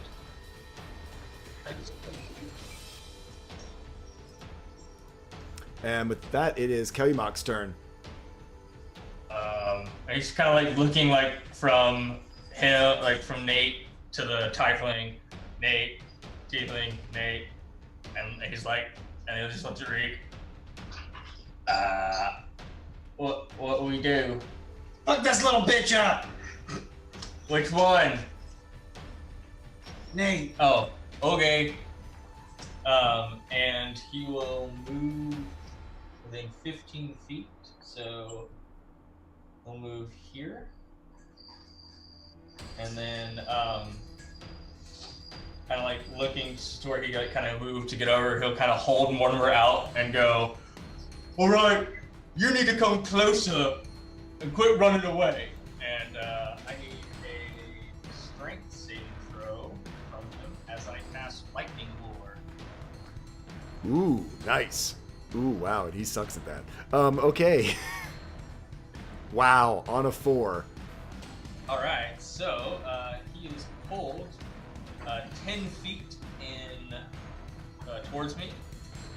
5, 10, so he's right up next to you now.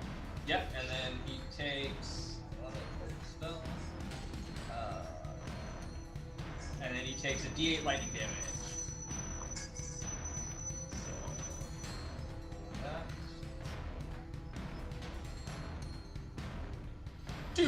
2 lightning damage. Yay! So he sort of smiles and he goes, now that's a dance I know. And sort of smiles at you as the lightning damage slams down into him. And you see him pull out 2 wicked-looking daggers and suddenly seem to be much more alive and maneuverable than you had witnessed earlier. Melrod, you are up. Hold on, I'm not done yet. Oh, I'm sorry. No, it's okay. And then as my bonus action, since one of my spells was a cantrip, I'm going to use, I'm going to cast Expeditious Retreat on myself as a first level spell. Okay. As you do so, as I cast that to go, I think we should get out of here. As you do so, as a Mage Slayer, he is going to use his reaction to make an attack against you with his Dagger of Venom. Copy that. Ooh. Oh, double nat 20s. Ooh. Oh, no. Which will be for 12 points of piercing damage. Ooh. Ow, that hurts. Is he down? No. And stand by, because there's the poison. Oh, yeah. It might be. I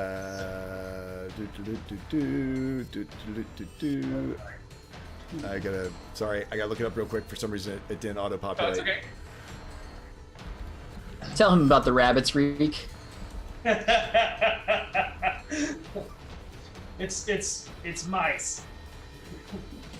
And as he like says it, he doesn't actually like do any verbal or like physical. It kind of happens, and it's like almost as if like the mouse itself is doing it. And then he gets Plus another 8 points of poison damage. Okay. I will use my. Oh wait, I'm sorry. You have a Constitution saving throw, or it's halved. Okay, I will. I mean, it doesn't matter. It's still enough to knock me out. But what I will do is I will. It slams into me, and I go down to a knee, and I will use relentless endurance to stay at 1 hit point. Ooh, okay. Ooh, very nice. So go ahead and make the Constitution, though. Kind of look up as like the half-orc blood in my veins just kind of looks up, and there's that like flash of orcish anger as I just look right at him. Stand by. You need to do the Constitution saving throw because it's a no damage on if you succeed. Oh, okay. Copy that. Then let me do that. Okay. Sorry, first time using a Dagger of Venom. On a 17, you had to beat a DC 15. You do not take the poison damage and are not poisoned from when. Yeah, that. I was just reading this. That creature. I'll put it up for everyone to do. Relentless endurance, and I am really messed up as he has cut open my stomach, and I'm just kind of like looking down, like, and looking at Nate, and that like, I thought we was friends. Oh, my heart. Yep. So yeah, you don't take it. So man, boy, he would have thought he was going to get you down too. And that is, I guess that is your turn. It is now Melrod's turn. All right, I will cast Sleep on Nate. It is an area of effect, and with the close proximity of both, you could easily hit both Reek and Kellyamok, depending on how many hit points you roll, because it starts at the lowest hit points and goes to the highest. Right. Do I risk it? Well, I'm actually trying to stop the conflict entirely, but maybe not. You know something? I'm going to try another persuasion roll. Even though combat has begun. Actually, can persuasion be used in combat? At this point, he seems to have his mind made up. You can try again, but you were on the nat 20. You came as close as possible to diffusing this, and things still went sour. Yeah, sorry. No worries. My non-lethal options are limited. Sorry, Nate. I guess with combat begun, I will cast. Let's go with Firebolt on Nate. That's got no splash damage, right? Nope. Okay, Firebolt on Nate then, I reckon. I'm going to use my bonus action to use Bardic Inspiration on. Maybe on Reek. Okay, Reek, you've got a D6 Bardic Inspiration, and did you say you did want to Firebolt or not? Sorry, sorry, not yet. And then I'll use my movement as well. Okay. He has already used his reaction, so yeah, he cannot take an opportunity attack if you want to disengage and get away from him. Yeah, let's go Firebolt. On a 9, you are not going to hit him with your Firebolt, but you are able to, like I say, pull away. Great. Okay, I'm going to back up.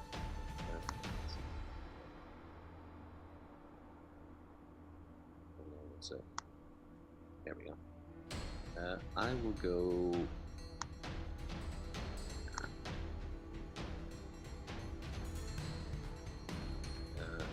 Actually, I can probably get to here, yes? Yep, you can get all the way there.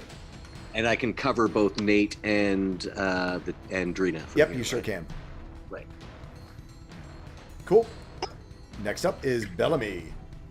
Bellamy is a little bit downtrodden at this turn of events, because that way Nate was talking, that sounded okay, but now he's got to commit. His newfound friends, they've made their choice, and he's going to follow them. So he is going to leap his way over here and begin to gracefully pirouette with his arms outstretched, his hands in prime slapping position, as he's going to do Flurry of Blows. Ooh, nice. Which is, I believe, 3 attacks total, if they're all unarmed. After you take the attack action on your turn, you spend 1 key to make 2 unarmed. Yep. Okay. So you'll get 3 attacks because normally you just had 2. So he is just spinning and slapping. So first one's a 14. It misses, and as you come around, you see what is his sort of tattered clothes, sort of shift and morph as his glamored leather armor it becomes exposed, and he is in head to toe glamored studded leather armor, and just so gives you a cool. big smile. Cheeky bastard. You're All right, always quick so squats as he spins, and then one more time around for a 19. pretty. A 19 will hit. All right, for 7 points of damage. And as he sort of smiles at you and go, "You sure are a pretty boy," you kind of get right across the face with one of these sort of backhanded slaps, and you see blood coming down. He sort of wipes it off, and you've got one more attack. Oh yeah, I do. No, I don't. Yeah, on a 9, you swing wide. He just sort of ducks underneath of you and looks back up at you in the eyes. Anything else you would like to do? I give him a bit of a plie, and that's about it. Okay. Next up is Reek. Reek will say, "You're half the ogre your elven mother was." And he's going to rapier him. Oh wow, for 23, yeah, you will. 4 points of piercing. As your rapier goes into him, you catch him sort of right in the side, and he sort of bends over some and grabs it, and he sort of looks at you and just goes, "You smell so damn bad." And then I will bonus action offhand dagger. Wow. That's great. That's Yep, crit. for a nat 20. Nice.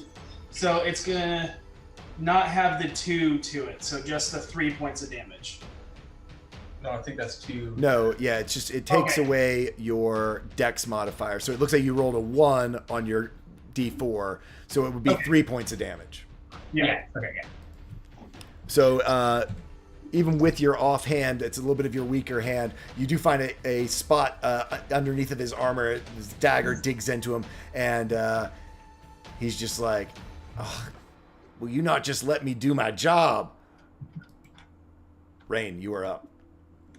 All right. Seeing all this, Rain's like, "Your job is perverted. You are taking an innocent life." As Rain slowly makes her way around, and they're just trying to make this world a better place for everyone. And for that, you should be brought to justice.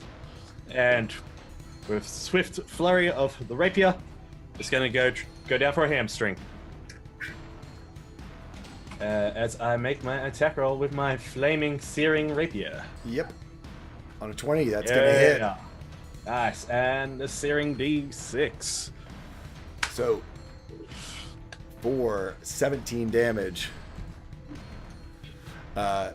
he is staggering backwards away from you, seemingly mortally wounded, and he is kind of looks back up at you and go, "Y'all don't understand what you're allowing to happen here."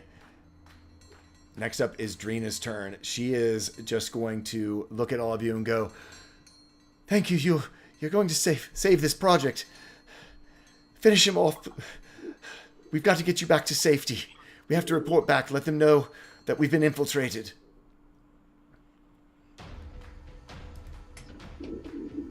And that is her turn. On Nathaniel's turn, he is going, as a rogue, is going to use the disengage action to take 2 steps. Let's see, where's he going to go?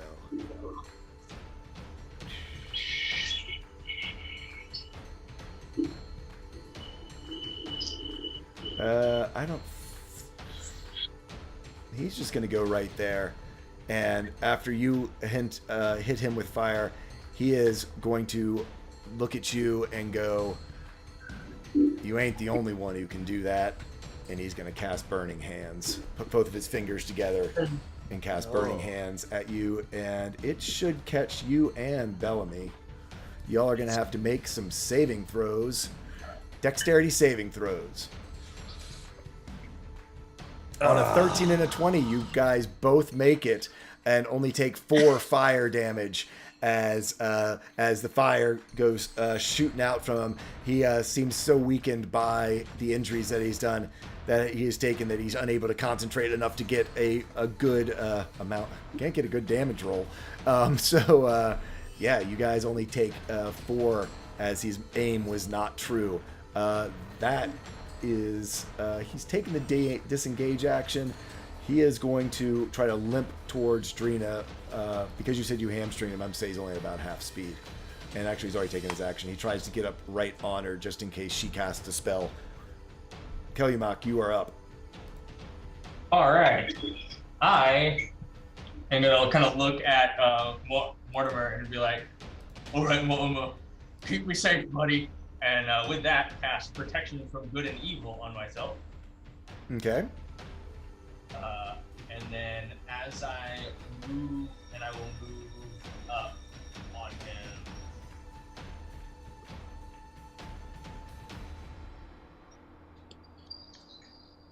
And move up right there as I come upon him. And then my bonus action, I will spend a sorcery point to get back a first level spell slot. Ooh, nice. Nice. And that is my turn. Melrod, you are up as we have Nathaniel closing on Drina, his 2 daggers out. Are the other guys in range of a sleep spell now? Will I catch them on the edge of it? You might catch Kellymock, but I think you could. It's within 20 feet of a point you pick, so you could place it, and you could place it to only catch Kellymock. It's gonna be all about your roll and who has less hit points. Okay.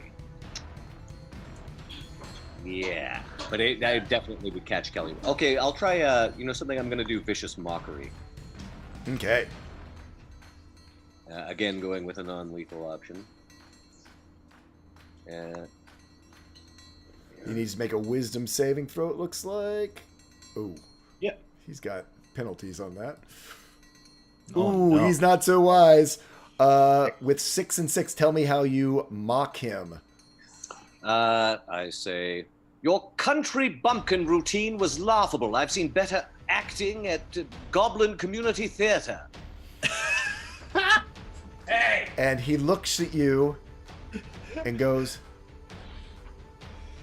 But I worked so hard on it. And falls to the ground, unconscious.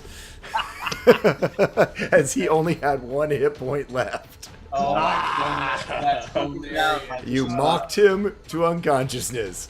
And he lays unconscious on the ground next to Drina, his 2 daggers there beside him. And Rain combat will. comes to an end. Reek will say, the only foe he's ever dropped was my expectations. Sorry for the Goblin Community Theater remark. That was insensitive of me. No, it's fine. I've been there. They suck. Yes, I have too, and they're terrible. They're terrible. Tip your servers. Well, the importance of being earnest at the Goblin Theater. So, and I kind of look over to the tiefling and like, so what we doing with him? As I'm like holding in my intestines or like kind of spilling out. I'll cast a Cure Wounds on you. Yeah, Drina's not doing great either. You actually see her. She has a healing kit that she can take out, and will. She's gonna do. If anyone needs some attention, I can offer some of my meager skills as a healer. How badly hurt is she? She's down quite a bit, but she actually looks to the party and goes over to Kellymac first. And Okay. she is going to use her healing kit for... Let's see how she does.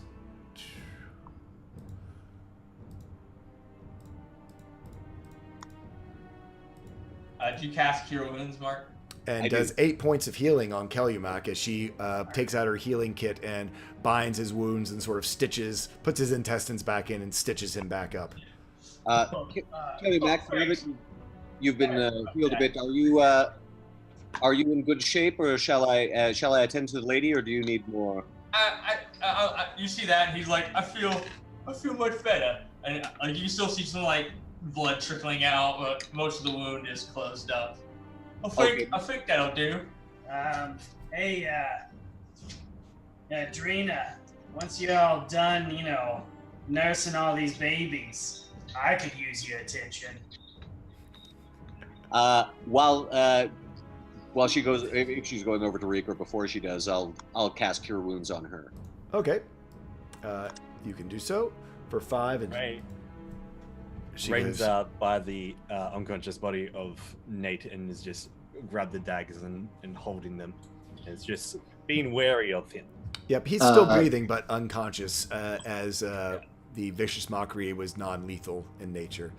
And you guys, what do you want to do? What do you want to do with Nate? So as Bellamy is walking up, you can hear like the ripping of fabric and cloth as he takes those just tattered long ribbons and robes and just rips them off and basically makes, some real quick kind of used it like tie Nate up essentially. But with just a massive smile on his face. It's like, is this how the other half actually lives? This was quite exciting. As you're tearing your robes, Kelemok just holds up a coil of rope. Huh, okay. Already try to knot them. We can use the rope to bind him and use the strips of cloth to sort of bind his fingers together to prevent somatic spellcasting. Ooh, That's a brilliant idea. I see you're the new brains of the operation, Melrod. You also want to gag him. And Reek is going to take his daggers. And he doesn't have any arcane spell focuses on him that I recognize, do I? Like, do me an investigation check. Sure. I think his armor was pretty magical. It changed the way he looked. Maybe one of our other peeps who want to use it. Yeah, maybe we can get him out of this armor. Okay. So, go ahead and do the investigation. I mean, someone who's good at it could do it. Actually, all of y'all can roll investigation to see what all you can get done. I will roll. Yeah. Rainbows is not very another 16. Good. Oh my gosh, dude, you with the natural 18s.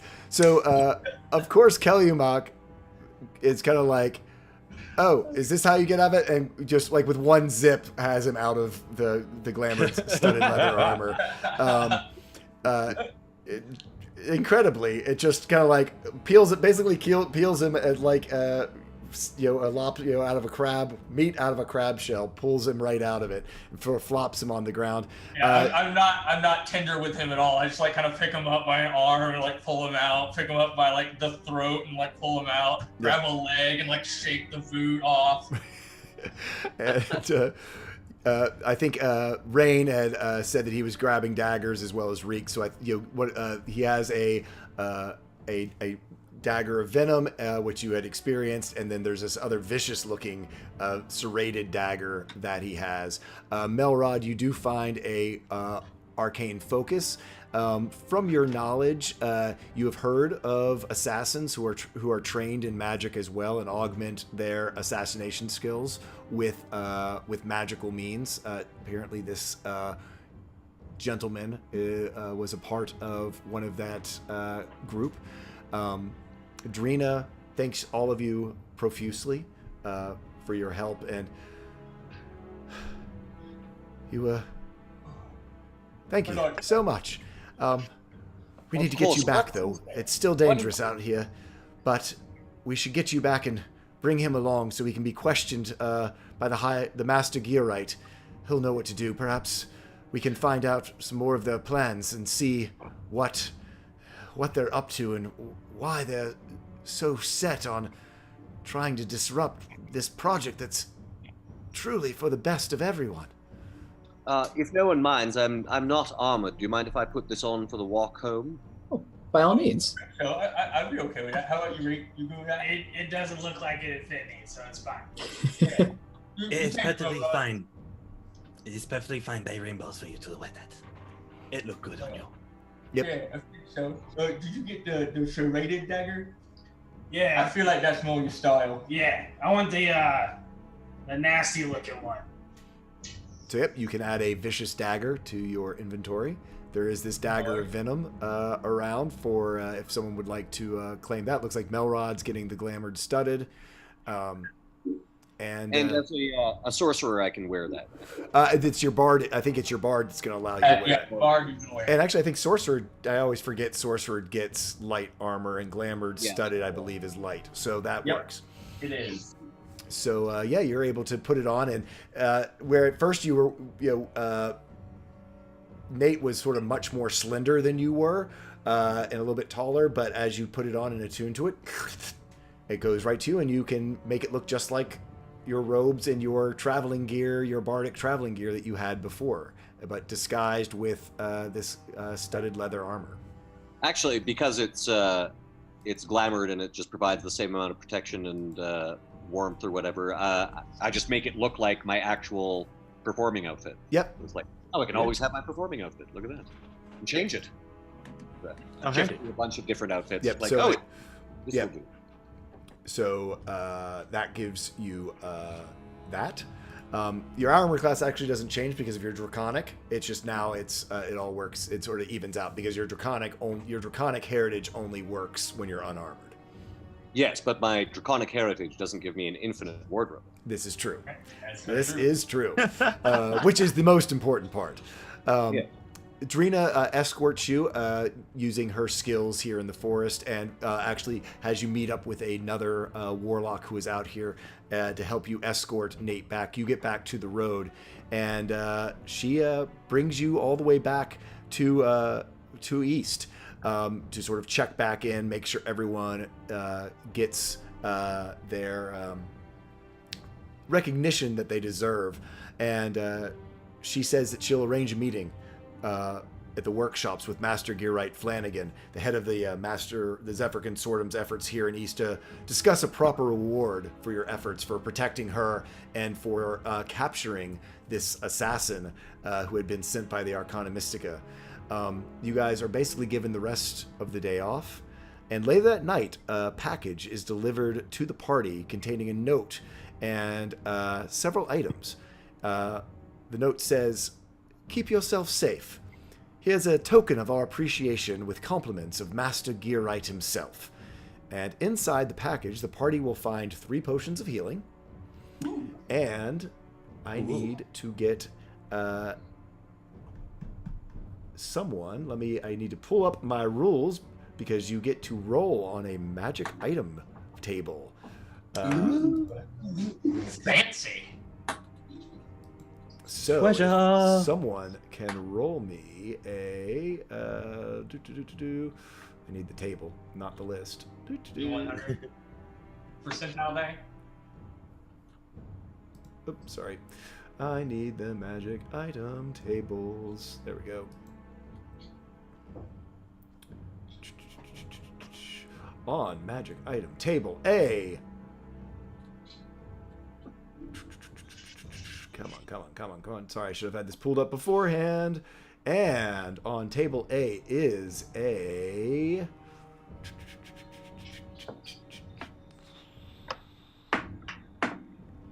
Good night. Come on. Get me to the tables. There we go. I need one of you guys to roll a D100, please. Who wants to roll it? Who wants to roll? Who got the kill? Mr. Actually, Unlucky. Melrod got the kill. We'll let Melrod roll it. So you can type in /R 1D100 into chat, and it will roll a D100 for you. So /R Yep. 100. 1D100. Space 1D100, I'm sorry. So /R. R space 1D100. And on an 18, it is actually another potion of healing in there. So you end up with 4 potions of healing. So one for, one extra one to pass around. So, Actually, with the one that we found, that gives us each a whole healing. 5. So everyone, can take a healing potion. There you go. Plus the loot that you all Cheers. took off of Nate. And Thank you. as sun sets back over the workers' camp, and you all settle around the tavern cart, you have all your friends who you made earlier gathering around, including Miss Avery, to hear the tale of your first day as you were clearing the Midnight Weald. And that is where we will end our session. That's awesome. Thank you, guys. Yes. Oh man. Oh, guys, that was great. Thank you guys so much for playing that. That was a lot of fun. That was so much fun. Thanks for having. Tripping the bad guys. All of it. Oh man, straight off the bat. Thank you guys so much for helping us play test all of this. Seriously. And from all of you guys, if you can send me your mailing addresses, I have all of our playtesters get one of our Bird in the Storm baseball T-shirts that we were wearing at Gen Con, and we can go around and have everyone introduce themselves, tell you where we can find you online or around. And I see Bird about to say something. Oh, I have everyone's Twitters ready to post, so no worries about that. I'll get those in the chat for everybody. Awesome. Thank you so much. And so we will start with our smelly goblin friend, Reek. Devin, tell us where we can find you on the internet. It will get linked in by our buddy Bird. And thoughts on the playtest. Awesome. Well, my name is Devin, Devin Henderson. You can find me on Facebook. You can find me on Instagram, Devin Henderson, and then on Twitter at Devin is not here. But don't expect much because the running gag is I do not tweet. But I got to play a goblin bard, and to me, goblins are just these fetid, nasty creatures, and I love the idea of the most grotesque creature that could also somehow be charming, but in a very disgusting way. Thank you, Jay, for letting Tall Squall, for letting me do that. But I did not expect Nate. So good job on the twist. And I had a lot of fun, especially with my sorcerer friend Mortimer and his trusty sidekick Kelamak. Yep. Next up, we have Mark Meir. Hey guys, I'm Mark Meir. You can find me on Twitter, Mark_Meir. And yeah, I had a great time playing it. It was I obviously didn't suspect Nate either, despite the vicious mockery that I said. And it was great. I think if this was a continuing campaign, that Melrod would probably try to follow up, find out what happened to Nate, and also, sort of like, oh, I didn't deliver this guy to you just for you to kill him. And throughout, I guess I did cast a firebolt had it missed, so I guess that. Yeah. So he didn't actually, try to kill. He was always trying to seek the nonviolent approach, and it almost worked with that natural 20. I can tell. Yeah, that was very interesting because Bird and I discussed the what if of this, and basically our whole thing was, they're gonna have to. What are the odds? They're gonna have to roll a nat 20 and we'll play it by there. And you had a pretty convincing argument for it. It gave it a nice chance to try to sell you to Nate's side, which is we have written both endings if people do decide to side with Nate. So it was cool that we got to test down some of that pathway. Yeah, I would have been interested to see, if it hadn't actually erupted in combat, then it's like, okay, these two, they want to kill each other, and how do we in the middle play to that? So, but a fight at the end is good too. Yep. And I do like that he was taken down with my criticism of his acting skills. That was pretty awesome. Perfect kill, or perfect takedown, I should say. Right. Next up, we have Bird vs. Plane. Hey folks, I'm Bird vs. Plane. This was a ton of fun. This is a great group. Seriously, playing 10 Candles at Gen Con with you guys was already so sick. And so doing this follow-up was incredible. I had such a blast doing this. Seriously, thanks again for hanging out and playtesting this thing with us. Real quick plugs, you can find me basically everywhere as Bird vs. Plane. You can find me in our Discord running Cyberpunk D&D campaign. You can find me in a couple upcoming streams here soon that I don't think have been announced, so I can't talk about, but check me on Twitter and we'll talk about it then. Cool. Next up, we have our good friend, Dustin. Hey, yeah, I'm Dustin. Dustin Fletcher. You can find me on Twitter at FlashFletch, and Instagram at FlashFletch33. I had so much fun. Kellamok was a randomly generated character from D&D Beyond. I did not know I was going to be playing him until I rolled it. He had an intelligence of 6. He was a divine soul sorcerer, but did not know he could cast magic. But his mouse was his arcane focus, and it was just a dead, petrified mouse. That was actually a magical creature that he could talk to. So yeah, he was a lot of fun. I never got to play dumb before, so it was really fun to play dumb. And I actually had kind of figured out that Nate was the turncoat early on, but it was fun to not play into it because there's no way Kellamok would have ever guessed. So that was a lot of fun, and I love that plot twist of introducing that NPC and then kind of his reveal at the end. It was a lot of fun. Cool. Thank you so much for playing. It was awesome to see you bring Kellamok to life. It's like I kind of want to we're gonna bring this group together for Module 2 and definitely have them all continue on into their next one.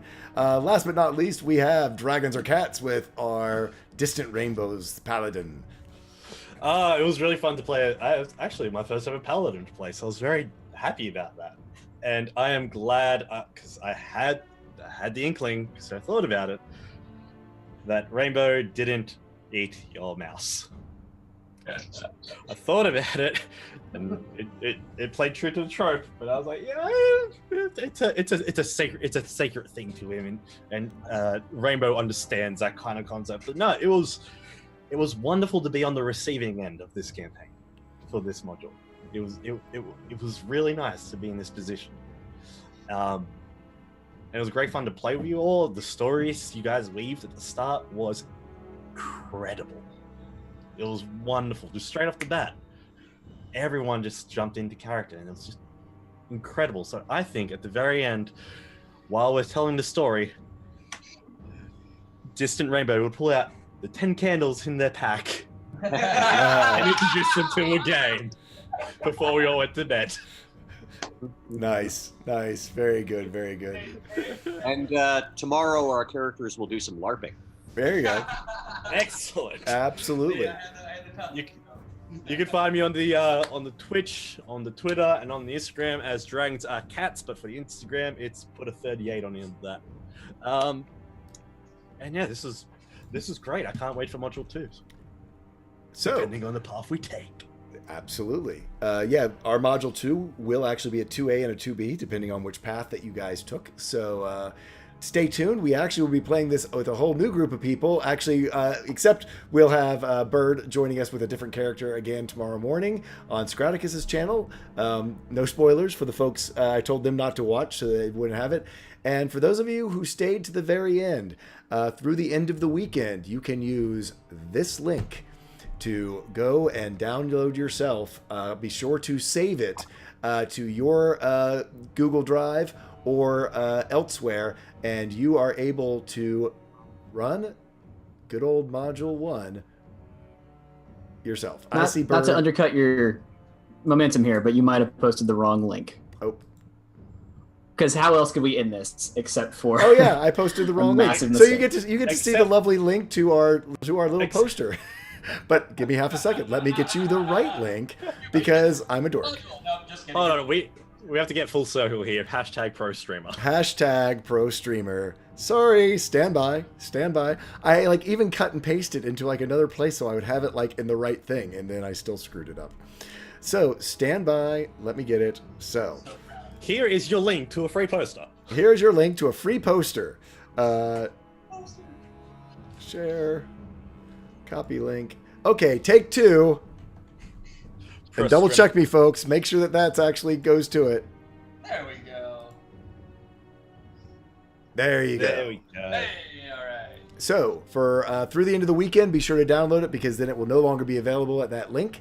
And you guys can go out, play test it yourself. And if you do, please send us feedback. We'd love to hear it. This is our first module that we've written. Let us know what worked for you, what didn't work for you, all that good kind of stuff. And until next time, gather your friends together and tell a story, because that's what life's all about. Have a great one, everyone, and good night. Thanks for joining us. Bye-bye. Good morning.